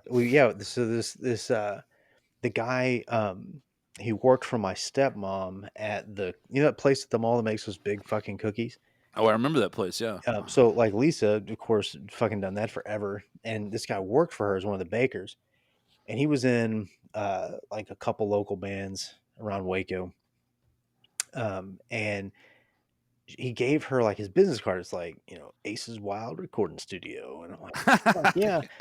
And she's like, hey, if you ever, want to record some music, I guess this guy. And so I call him and he's like, $40. And I went, oh, okay, cool. Let's fucking do this. That's what you call a red flag. I've got $20. Let's see if we can. Yeah, we remember we each had 20. We were like, yeah, $20 a piece. We're gonna go record 3 songs. And so we did. We recorded. We got to this garage, very high class garage.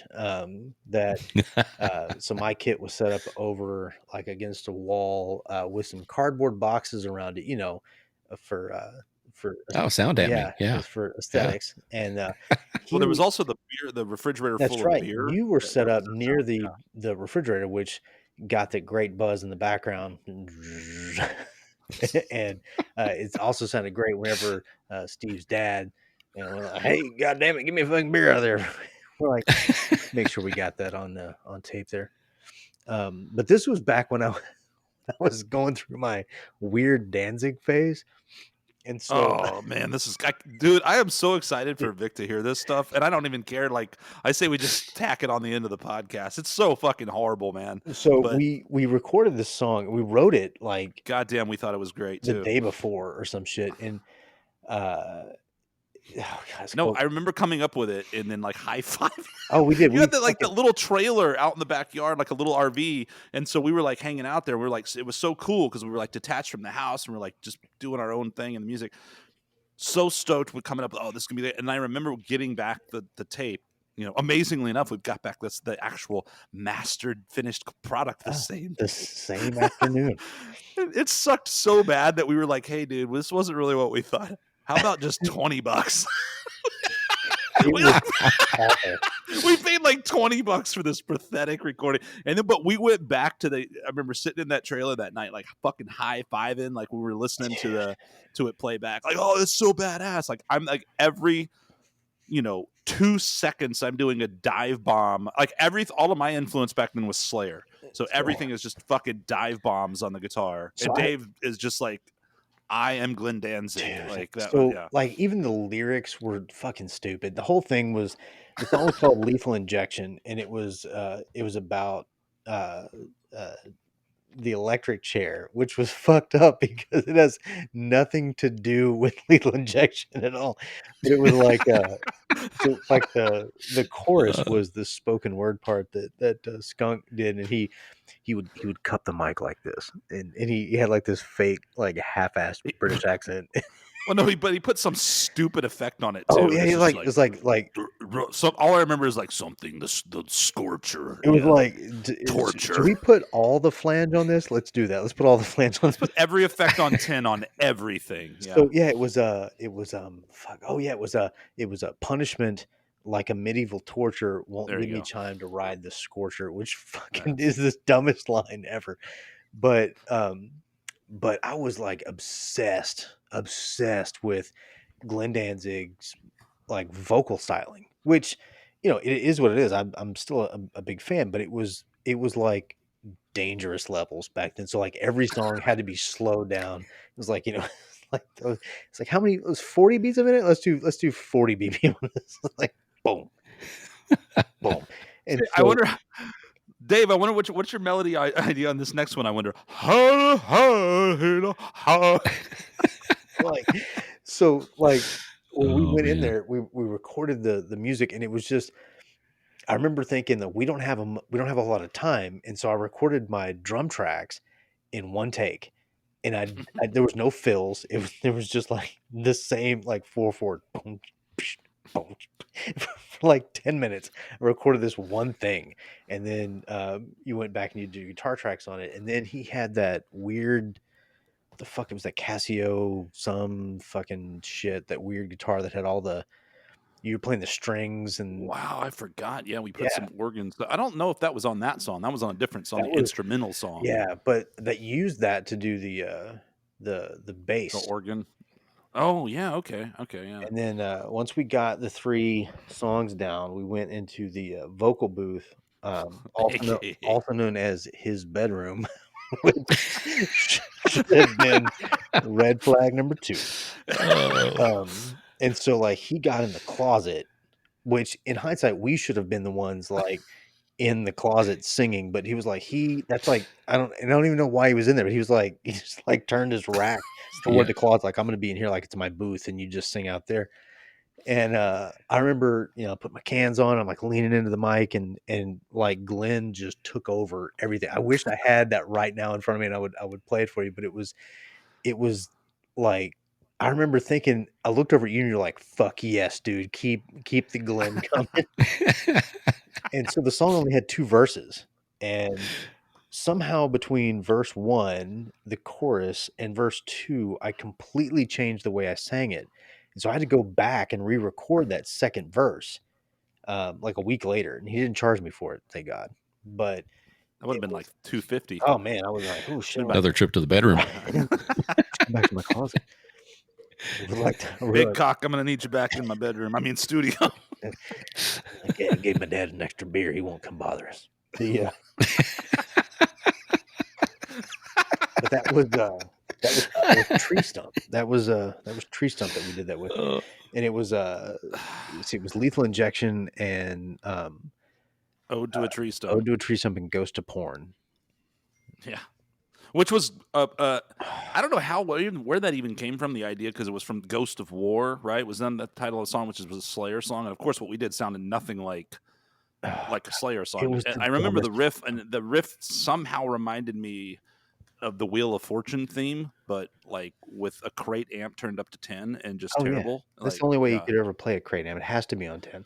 Well, I mean, back then it was like, what was so cool about when I got that amp was it was early DSP, the digital, signal processing, and had reverbs and delays. So of course I was just like, oh, here's a delay, 10, and then everything on 10. And it was just like, so like everything is just swimming in effects. So yeah, well, your PV had reverb, my Samick didn't.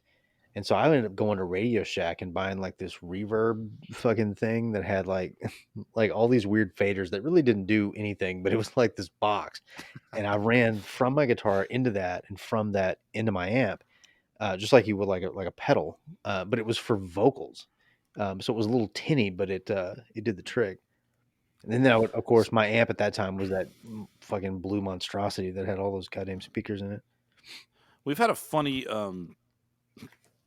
musical career together because we had our high school moment where we were like, the broom, starting with the, brooms and boxes and stuff in your garage, and Pepsi being spilled in my parents' house, and then we did the Waco demo, and then for $20, and then we did, and then we didn't. That's when I was living. And then we didn't do anything because you moved and you came back, and we were just douchebags our senior year, basically. Yeah, because I was living in Kansas and I came back for the summer, and that's when we recorded that record. Because Jesus, that's when we recorded our debut album.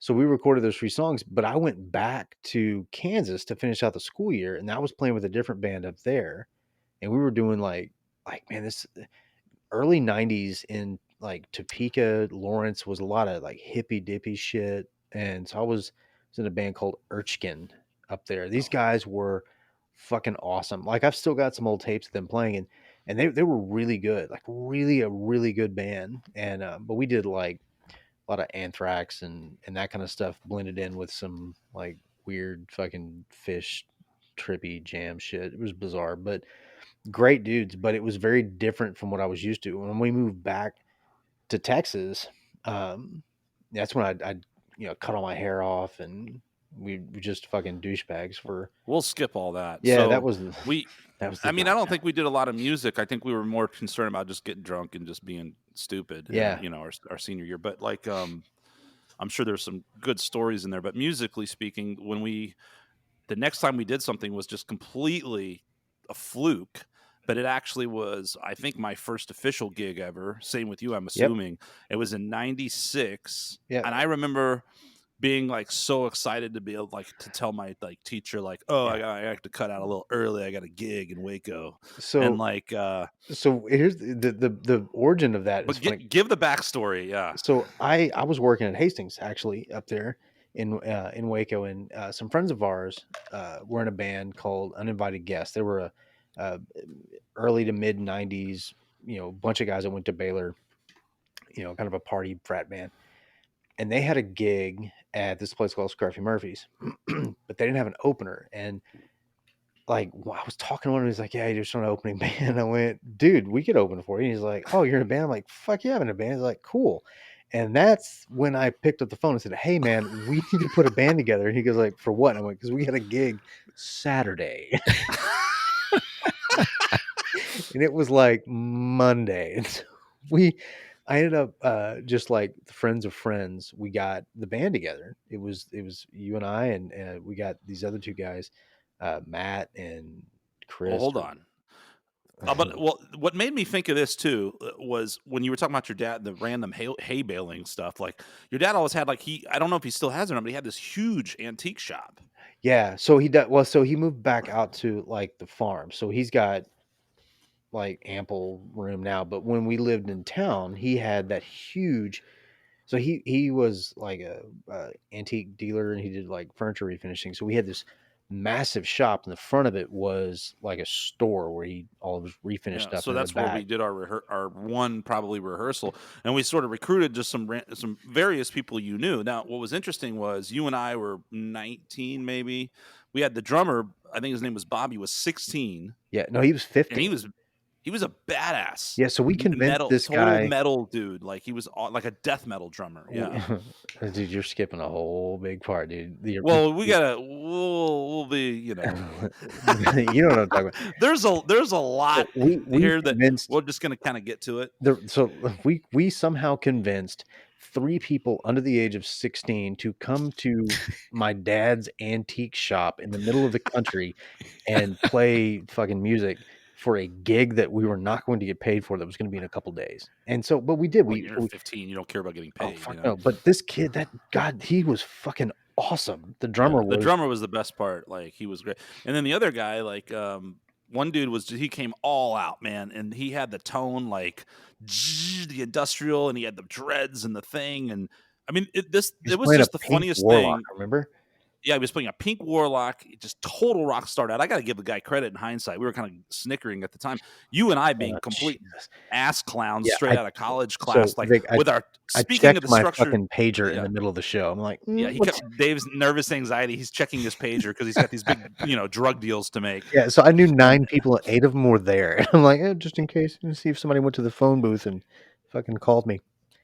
Yeah, I'm sitting there playing my Blue Ibanez like I should be rocking out proper because we did like Crazy Train and Man in the Box and For Whom the Bell Tolls. I mean, we did a bunch of cool old covers of the day. I mean, they're still classics and a couple of originals, but I mean, I'm sitting up there with my parted, combed hair and my shirt tucked in. I mean, it was just the most mixed. You had this death metal drummer. You had us looking all preppy, like we walked off the set of Saved by the Bell. You had this one metal dude in this, and then you had that bass player who was just kind of like the I'm just gonna be average Joe. Yeah, like I'm whatever. here. I'm playing like, bass. and then his moment in the sun was when they we were like, cool, we'll take a break, and they played a Corn song. Yeah. Somehow we drug that set out. I feel like we played for like an hour and a half. It was like We a long. played It felt way like we played longer than we were a supposed long to. time. Yeah.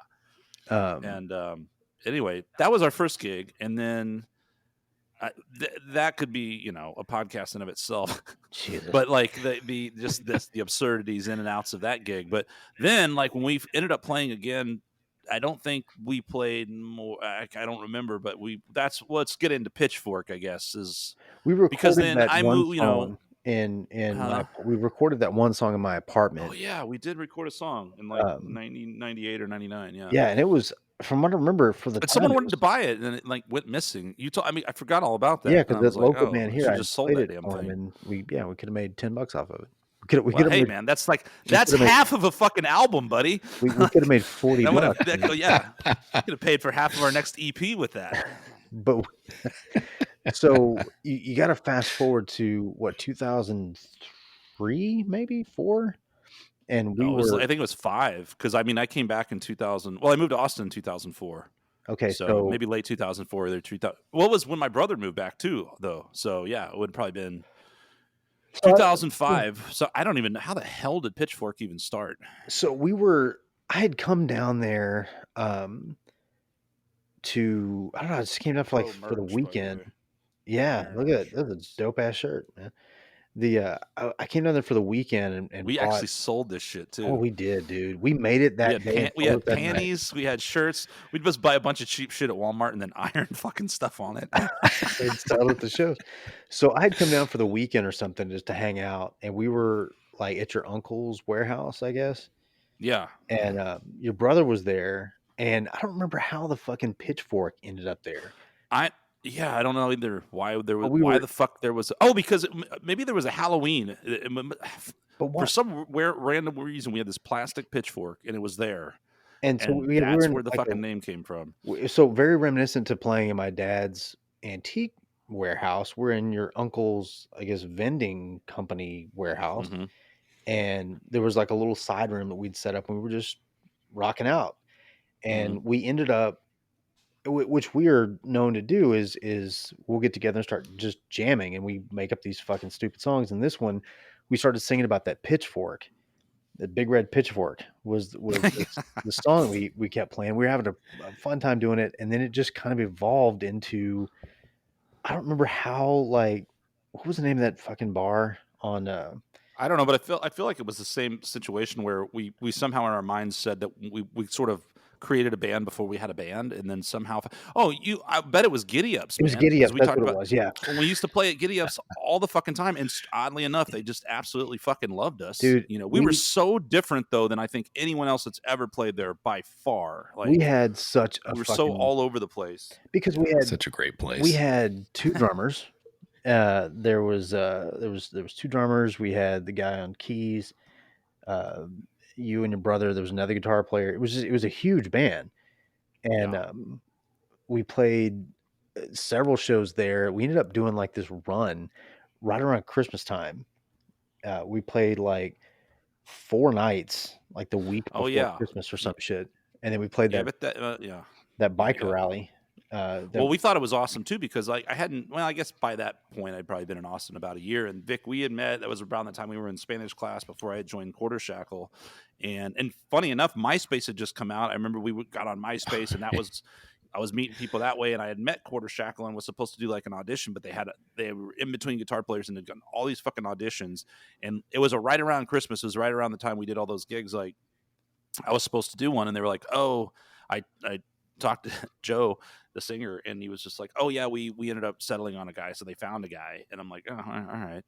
And then 4 months later, I end up getting a call like, "Hey man," it totally didn't work out. So I ended up joining those guys early the next year. But yeah, we were like at the time we had played the Giddy Ups a whole bunch. We played like Pootie's, or I think it was called like Pootie's Poodle Dog Lounge, Pootie's, a bunch of these like outskirts dive bars and little places, all kinds of that stuff. And but we hadn't done any like proper quote 6th Street gigs, I guess. And then all of a sudden we got like 3. And we were just like, for us, it was just like, fuck yeah, man, we're playing 6th Street finally.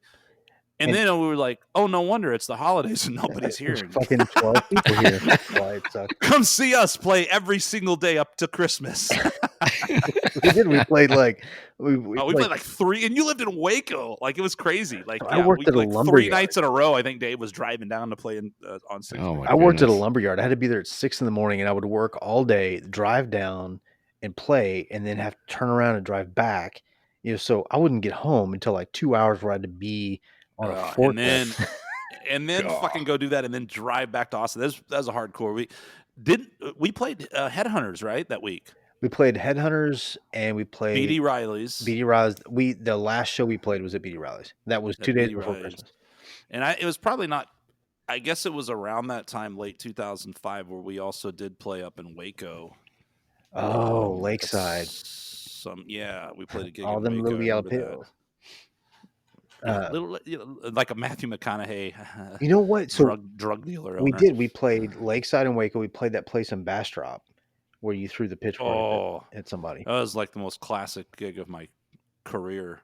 We had throwing pitchforks, mooning the owner.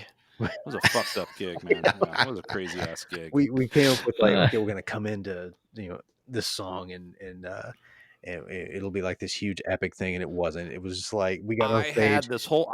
In my mind, it was Ozfest. So, there was a fucking side door. We had 2 full sets. We had so many goddamn songs, from Faith No More to Pink Floyd to Rage Against the Machine. I mean, we had Black Sabbath, Typo Negative, Willie Nelson. It was just everywhere. So as you've probably learned from this so far, that I like to make shit, I like to build shit. And so I built that light box for that show that it was red light bulbs and a strobe that was in a box that faced inward. And I had it hooked up to a power strip switch.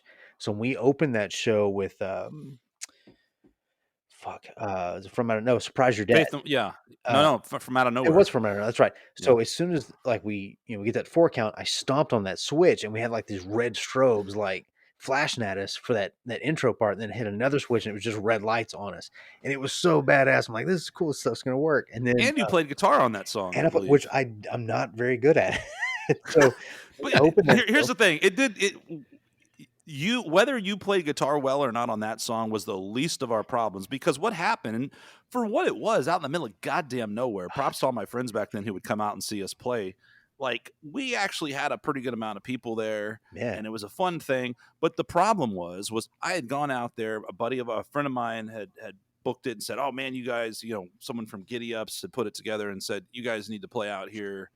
Do you remember Big Brad by any chance, Vic? Harmonica player. We used to play. Yeah. He's the guy that played on A Good Rogering's Born to Follow. He's a harmonica player. Unfortunately, he passed away. I didn't know he was the guy that. Okay, that's cool. That makes sense. Yeah, Big Brad. Man. Oh, wow. An amazing guy. Just a great person, a great friend and musician. And he was the one that set up that gig. And I used to play out here all the time. It's a cool place. Blah blah blah. We went and put flyers up and did this whole big thing. And when you fucking get there, well, it turns out the owners this was such a bizarre fucking place. And there was actually people that did come there, but it was a bar / little eatery kind of place / no shit feed barn Yep. where you could buy like a little grocery store where you could buy like feed for your fucking animals. It was just the most random ass fucking hillbilly joint out in the middle of nowhere. And so we made this big fucking thing about it. We had this big show plan. We go out there. I get there. The owner's drunk off his ass, doesn't even know there's a band playing, even though there's flyers hanging up. And I'm like, dude, what the fuck? He's bringing a grumpy old bastard just to get out the PA and shit. I mean, it was shitty from the get-go because he was such an asshole. So we get everything set up. We start playing this show. I've probably have, pushed some buttons and experienced some weird things, but I do remember, I don't know if you remember this, Dave, like the dynamic was so bizarre because we were so extreme that we went from like, we went from something like, a Willie Nelson song or something where we had people dancing, and then the very next minute we were playing like a Typo Negative song and people were booing. Yeah. So it was. I don't know why. It seemed like it was like. And here's what, like, man. Then in the middle, in between sets, there was a fight and an altercation in the parking lot where someone may or may not have gotten stabbed. So then there was that. Yeah. Then when we came back out, someone had the genius idea of putting on a big goat head that they had for a Halloween costume, and we were running around poking this guy with pitch. I mean, it just turned into a goddamn Guar sideshow. It was like it was a fucking bizarre thing. And then the guy got all mad and tried to, shut us down, and I started throwing things into the crowd. I mean, it was very strange, but when the whole opening thing, at the very least, I had this opening plan that I thought was going to be so cool. And we were supposed to it was probably the same intro music, Kamina Burana from the Ozzy show. Yeah. I think it was some shit, some big epic. We're in a goddamn feed barn and I'm trying to do Ozfest. And so we had this intro music and shit. And Brad was supposed to he was the guy that was going to hit the music stop when Dave kicked on the lights, and then da-na-na-na-na, we were going to launch it from out of nowhere in two drums. It was in theory really cool, and the music stops and there's just feedback. and like the CDs, it was like really weird. And turns out like some emergency came up with his daughter and he had to leave. And I'm sitting there going like, Jesus Christ, where's Brad? Like, anyway, it was a fucking disaster from like the get-go. But there was that. But the funny thing is that we had this weird like cult kind of a thing going with Pitchfork. It was when you were at the show, it was you never knew what we were going to do. So we played that biker rally, and we opened for ourselves. So there were 6 of us. Yeah. That played. We did. We were like totally doing the Melvins thing. Yeah, we opened for ourselves, but in reverse. Yeah. And so we had there was a 6-piece that opened the show, and then we came back as a 3-piece to finish. But here's the where it gets weird. We didn't tell the other 3 we were going to do that. It was really bad. Yeah. So we it was kind of a dick move, but we one cool thing about that biker rally though, and I remember setting that up. It was probably one of the first things that I actually set up. It was the place was called, I don't even know if it's Red's Door or something now. It's South, I don't know. Anyway, I can't remember what it was called back then, but kind of set it up, and we had a couple of performers acoustic before us, and then we had our big thing. But one thing I remember that was cool about that show is remember how our flyer, I took a picture of Hoist, my dog, and we had a little hat on that said rock and roll, and it had our Pitchfork blah blah on it, and then all these people and all these bikers signed it. I've still got that somewhere. It was pretty cool. Yeah, it was like they did like a toy run or something. It was like all this. Oh, it was one of those. It was one of those toy run drives. Yeah. Yeah, it was a cool show. We played all the. I do remember for us 3. Yeah, I do remember you saying before we did Where Was the London, you were like, "Hey, you bikers are gonna love this." I'm like, "Why the fuck? We're all gonna die." Don't. Yeah, just like being like a total I mean, I do think it's honestly, it's pretty safe to say you play a biker rally and you're like, hey, if we play Sweet Home Alabama and Steppenwolf, they're going to dig it. But what you don't do is go on stage and be like, you bikers are going to love this. You bikers. There's probably a PC law about that at this point. We had not been woke yet at that point. We were definitely. I didn't know any better. I was just a stupid white guy. I didn't know anything about anything. We were still. I thought all bikers were the same. Biker lives matter. Anyway, so just being an asshole like I've always been. But you're right. It was a funny thing because I think that to me that was a perfect predecessor to a Good Rogering, which a Good Rogering didn't come around until a couple of years later. Kind of I as remember once I got into Quarter Shackle, and when then you that called slowly me evolved. and said, "Dude, I'm doing this other band, and you're gonna love the name." And I went, "What's it called?" And you told me, and I went, "Are you fucking serious?" You go, "Yeah, what do you think?" And I'm like, "That's awesome. That's what's it gonna be?" I And didn't know what you were about to say there. I didn't know if I remembered if you were going to like, that's the dumbest name ever, dude, or dude, it is a weird thing. we It's a we 50-50. we named our first band the Diseased Disciples of the Metal Church. That's So a good point. Yeah, that's a I'm, good point. I think I'm okay with a good Rogering, but it was Yeah, some of the old classic names were diseased, literally diseased disciples of the Metal Church. When I'm pretty sure we fucking high-fived in the yeah, football bleachers when we came up with yeah. that It was name. like that's gonna be Raging Anger, which I always was like, man, Raging Anger. And I all through our high school career, like I drew a logo on my book cover, and Dave was always like, that's the dumbest fucking name. because it didn't fit with like what we were doing. So like Rage Against the It Machine was is perfect name for what they play. no What we Dr. were playing, Rock's Lethal Injection was yeah, way more appropriate for our. that's right. And We're trying so hard to be a glam rock band. it wasn't just Lethal Injection, it was Dr. Rock's Lethal Injection. Yeah. We had to make With a sure little needle. Please tell me you have one of those drawings somewhere that I we can do. share. I do. I don't have Yeah. it here, And I but mean, you yeah. don't have to show it right now. We can post it on social media for the world So the only to reason I'm see looking and around is laugh because at. Heather and I were digging through the crawl space.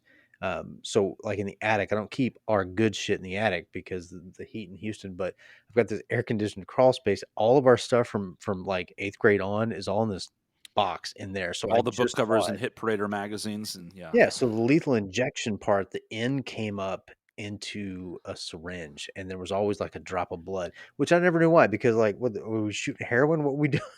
With that. There was like there never really should have been blood coming out of it, but the Somewhere there was a needle and something related to Motley Crue. It was just all the guys of Motley Crue dying from heroin just made you go, I have to put a needle in my logo. so we like every song though that we wrote back. I wrote every song had to have a girl's name Marie. There had to be something about a door, like something True story. at Yeah. midnight. So And you just made shit up like nickel fabric, like literally just made shit up that doesn't exist. So yeah, because like it sounded medieval, and so like the chorus of that song was something nickel fabric coat of the demon's son. So it's like that doesn't make any fucking sense at all. Like that'd be a really heavy coat, right, for a kid. So it's like the demon's son. He's wearing that. Is that made of nickel? What is that? So you should write a song about that. So it's like I had the like the wherewithal to know that I wanted to do something different. So I was trying to write lyrics like like Steve Harris, but I wanted them to sound like Vince Neil. So it was just like it was just a shit on shit sandwich. It was never good.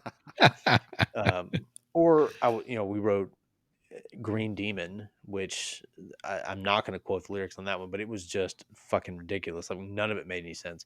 You wrote that. I mean, once upon a time I'd be like, no, we wrote, but now I'm like, no, you wrote. Yeah, that was definitely me. Anyway, so we had our stylings that we would like. We'd come together. And it's like, okay, I wrote this on. I wrote this on. This would be great.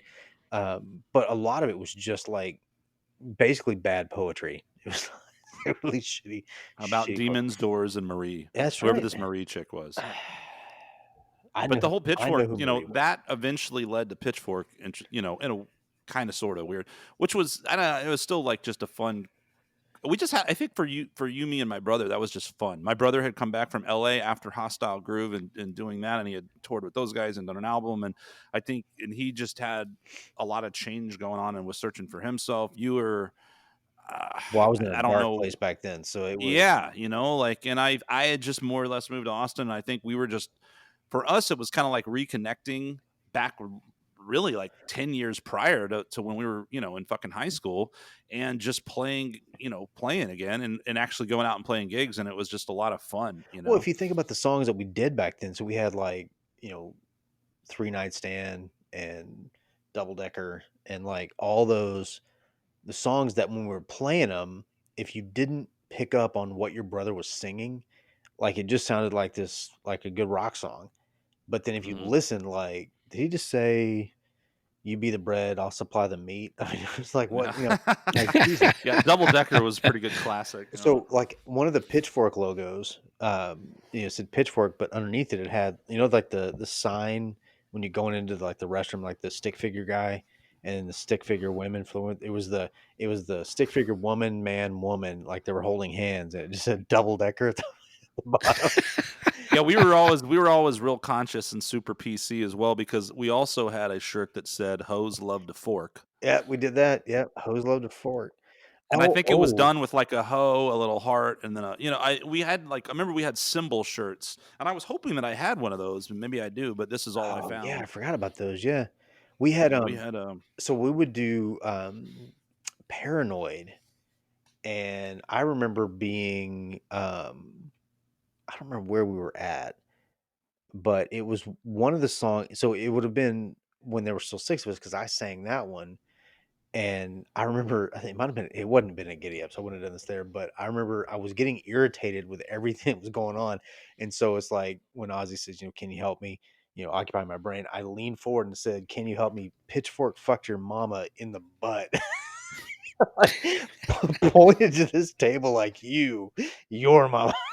It was just like, what am I angry about? I've got nothing to be angry I about. think it was confusing at best. One of my favorite memories was we played Giddy Ups many times, but when we were and back to when you're talking about the light thing and you built. Remember we had those barrels of Oh, the kind of yeah. like toxic waste biohazard barrels that we had the pitchfork. We literally had a fucking set, and you had this gigantic banner that you made. So we like had all this bullshit. Like we had like a set, We of had stuff. so like Austin and his buddy would come down. Like we had roadies, like help That's right. tear Jesus down. Christ. Oh, We even damn. had, we And we were we had more for Pitchfork than I have now. Like we had a fucking proper set of. I mean, it was ghetto, but we had a set of stuff. We had roadies. Yeah, that's a yeah, nice. it was a huge, I forgot, man. it We was a loaded some cool shit. it was a king size bed sheet that I had I think I've still got that somewhere. so the Pitchfork logo was backwards, and that was done on accident because I was printing out some iron-ons and forgot to reverse the image before I printed them. I'm like, oh shit,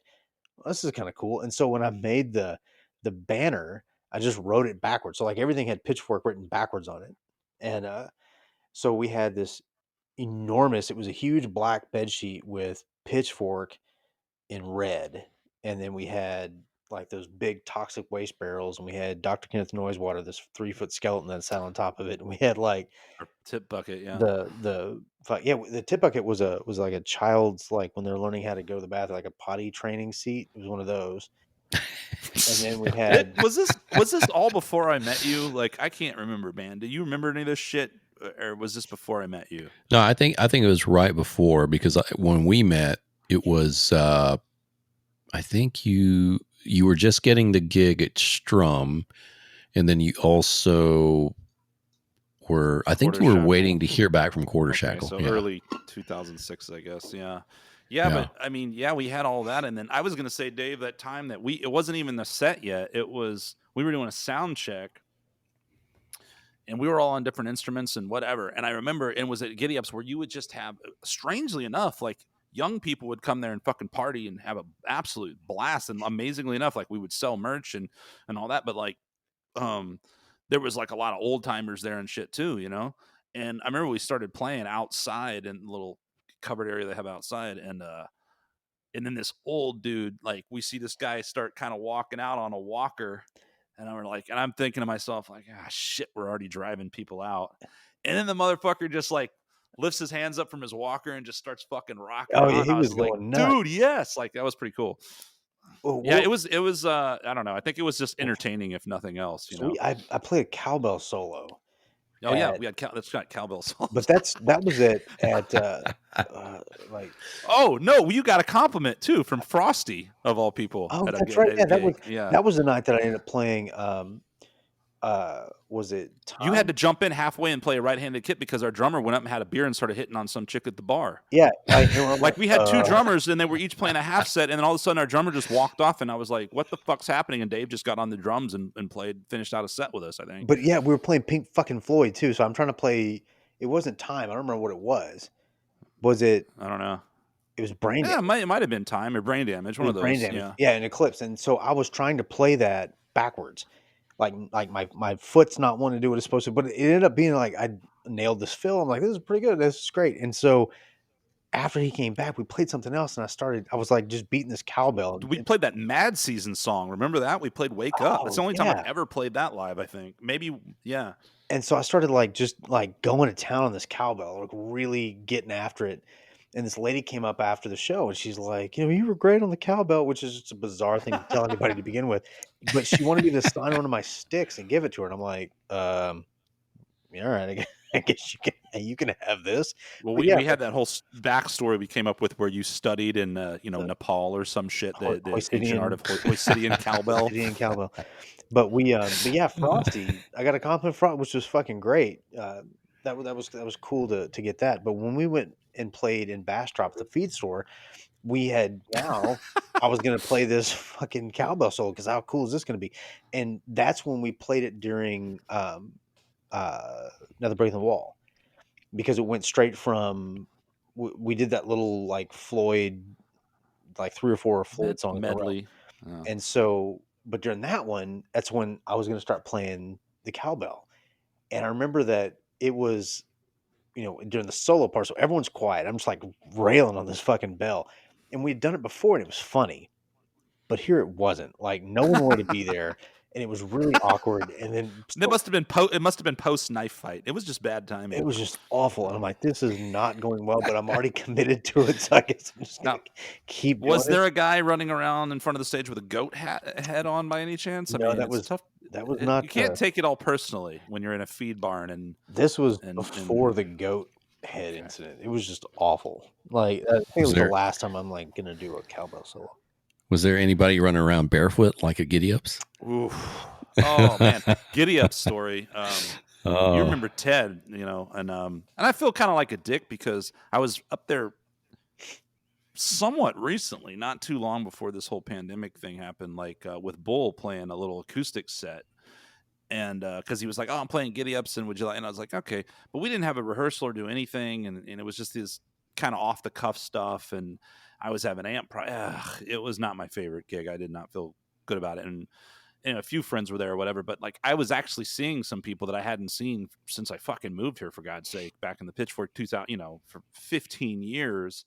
Ted being one of them. And I didn't really say anything because it's been so long. But that dude, I feel like I have aged like 1,000 years just in the past 5 years. This fucking guy, he looked like shit from, like back then doing like mounds of cocaine and, here I'm just saying all this fucked up shit about this dude, but like, heavy drinking. And this guy still looked exactly the same with a full head of, his hair was gray as fuck back then, still gray, still has all his hair. I'm like, how the fuck is this guy still look this good? Anyway, cocaine. He's up there and there's still the old guys still doing the open mic and stuff from where I kind of met, guys like Brad and these players. And amazingly enough, like, I've been at Giddy Ups in the past where I don't know how it is nowadays, but guys like, one of the guys we're talking about, Rob and Mesa had recorded was Murali Corial, famous Larry Corial's son, who's a famous jazz guy. And he's a blues dude in his own right. One of those guys that grew up in like, Jimi Hendrix is at my house now kind of shit or something, and he's toured all over, and Grammy blah, blah, and Ernie Durawa, drummer, and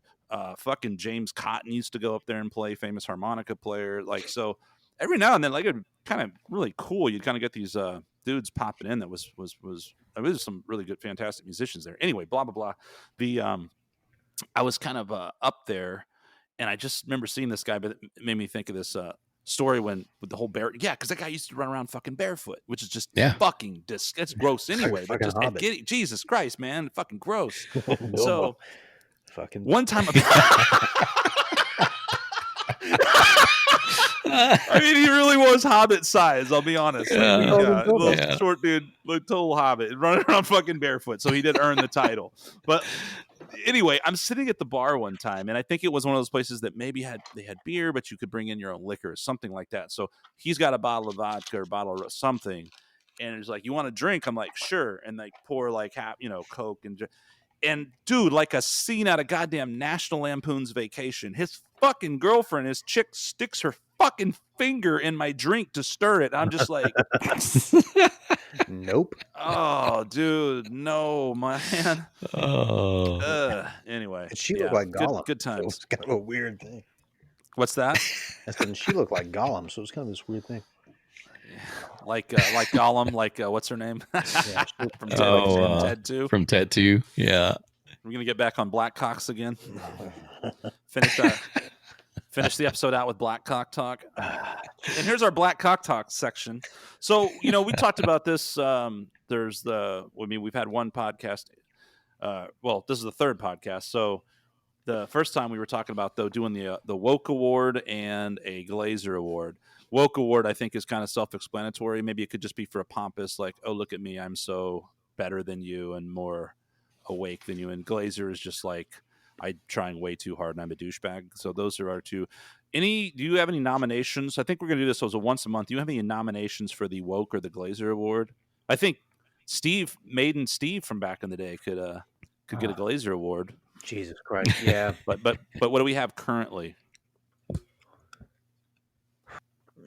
Okay, nothing. I'm just trying to think. Who's got the best black cock? How about that? Oh, I do, clearly. But that's right. We failed to mention throughout this whole thing. We're talking about your big cock, but it is in fact black. It is black. Yes, I'm like Maven cool. Johnson. So you're so it's funny because we remember that whole Steve incident. We remember everything. That guy was such a fucking douche. Here we are learning, how to be in a band, learning how to play instruments in a group, and this guy's like, "Man, you spilled my Pepsi. I'm gonna lay down on the floor." Well, should we tell the? We should also tell. I mean, this lines up great for the Glazer thing.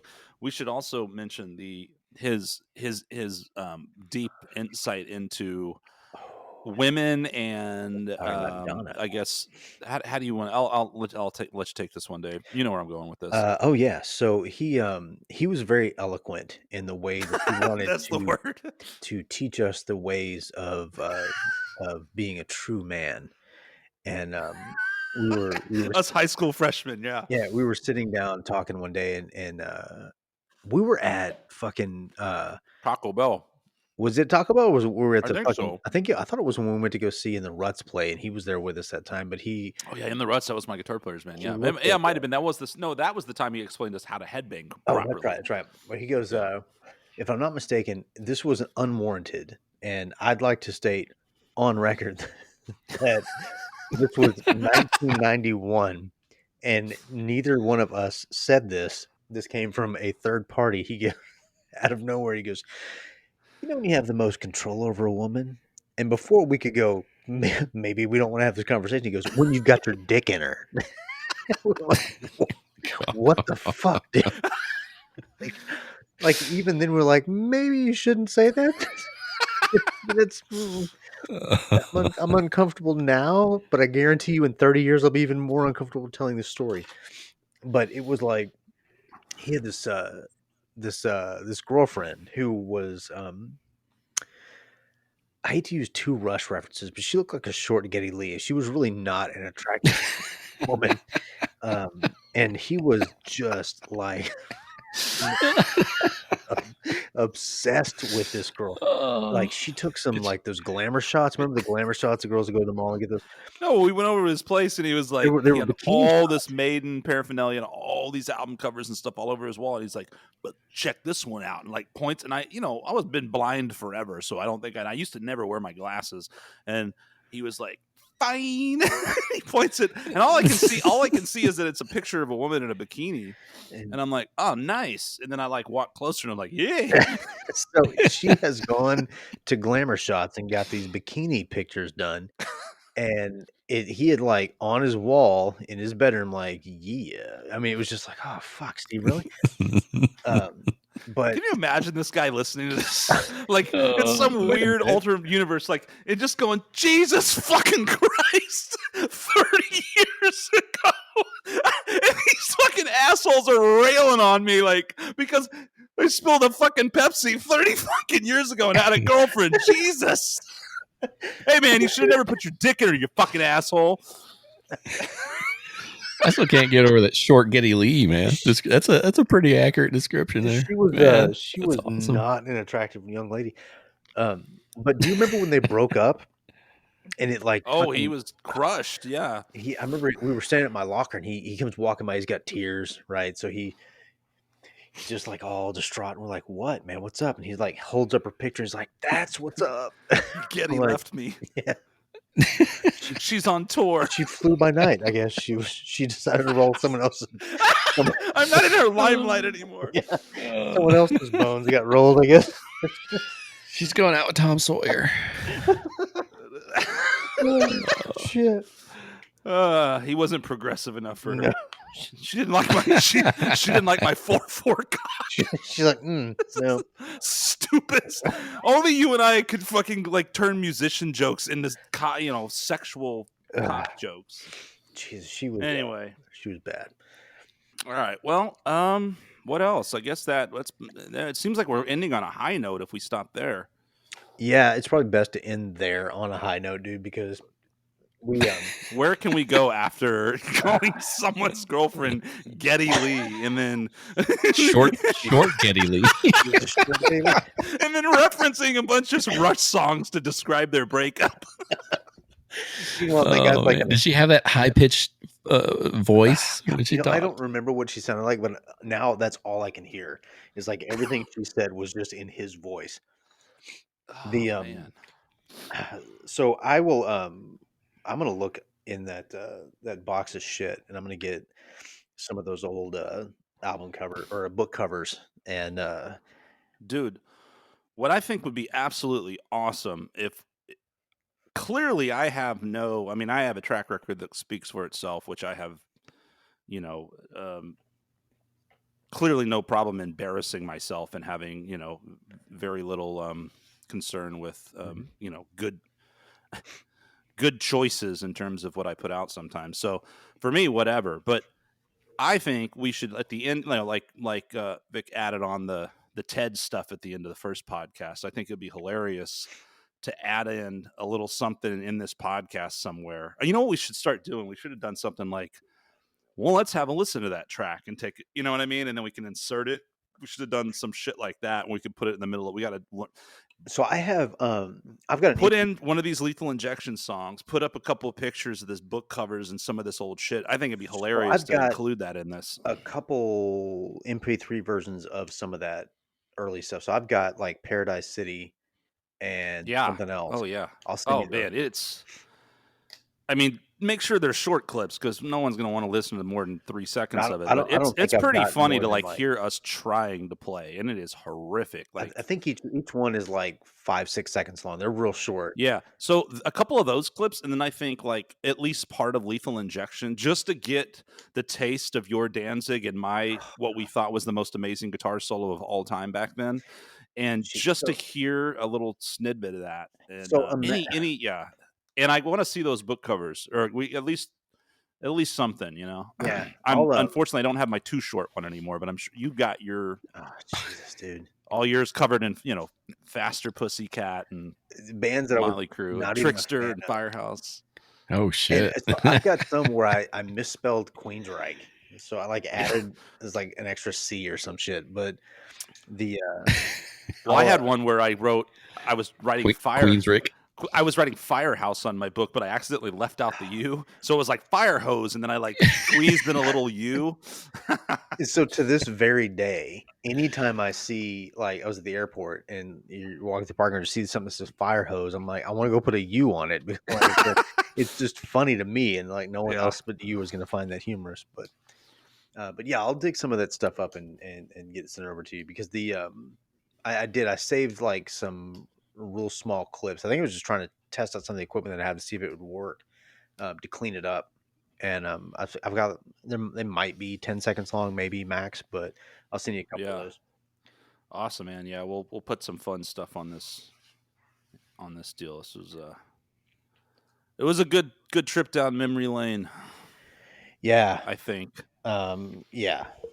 I mean, who gives a shit what we talked about for the first 2 hours? The fucking short Geddy Lee and Bilbo, Hobbit man made it all fucking worthwhile. So I'll tell you, if I'll tell everyone, just go to the last 10 minutes. It's fucking great. So here's when you guys want to talk like 80s porn, just let me know, because that's when you're gonna see like, oh shit, that guy knows way too much about. Oh, I hadn't noticed considering your backdrop in the very.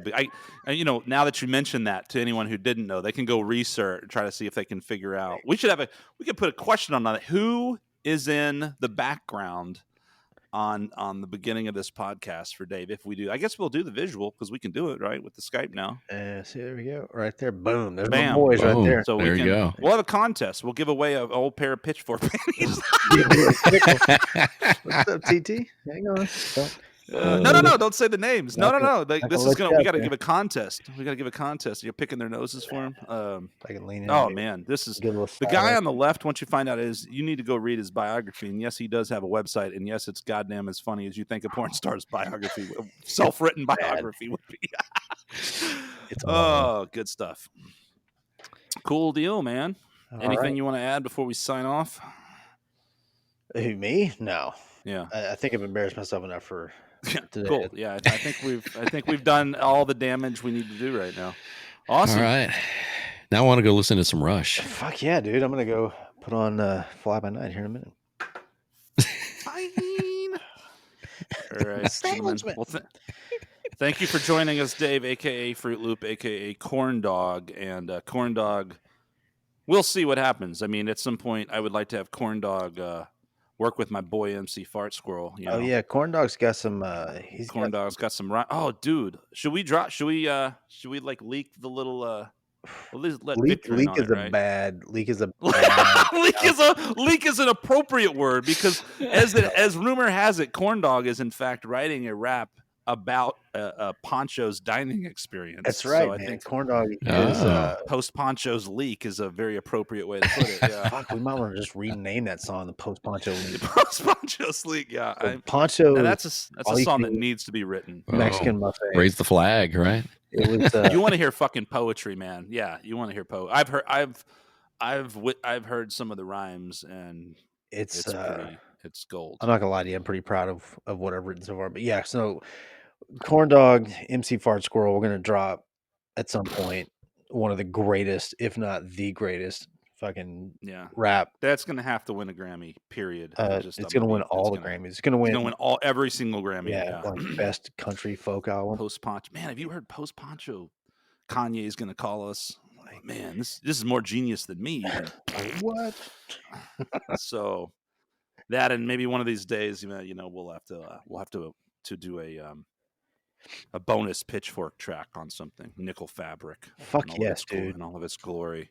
We'll just combine all the titles, like the day the Green Demon met the nickel Fabric in the Dark Tower of the Creep Show. Because sometimes we wouldn't even write our own songs. I just hand Dave Skid Row lyrics and pretend they were mine, and he was like, "Man, these are awesome." Awesome, dude. I know, because they're Skid Row lyrics. Cool. All right. Well, I'll shut the fuck up, man. This was fun. Thanks for joining us, Dave. Thank you guys for the invite, man. We I'm always around, man. Love to do this again. All righty. Cool deal. We will sign off. Thanks, y'all. Until next time. Later. Take care.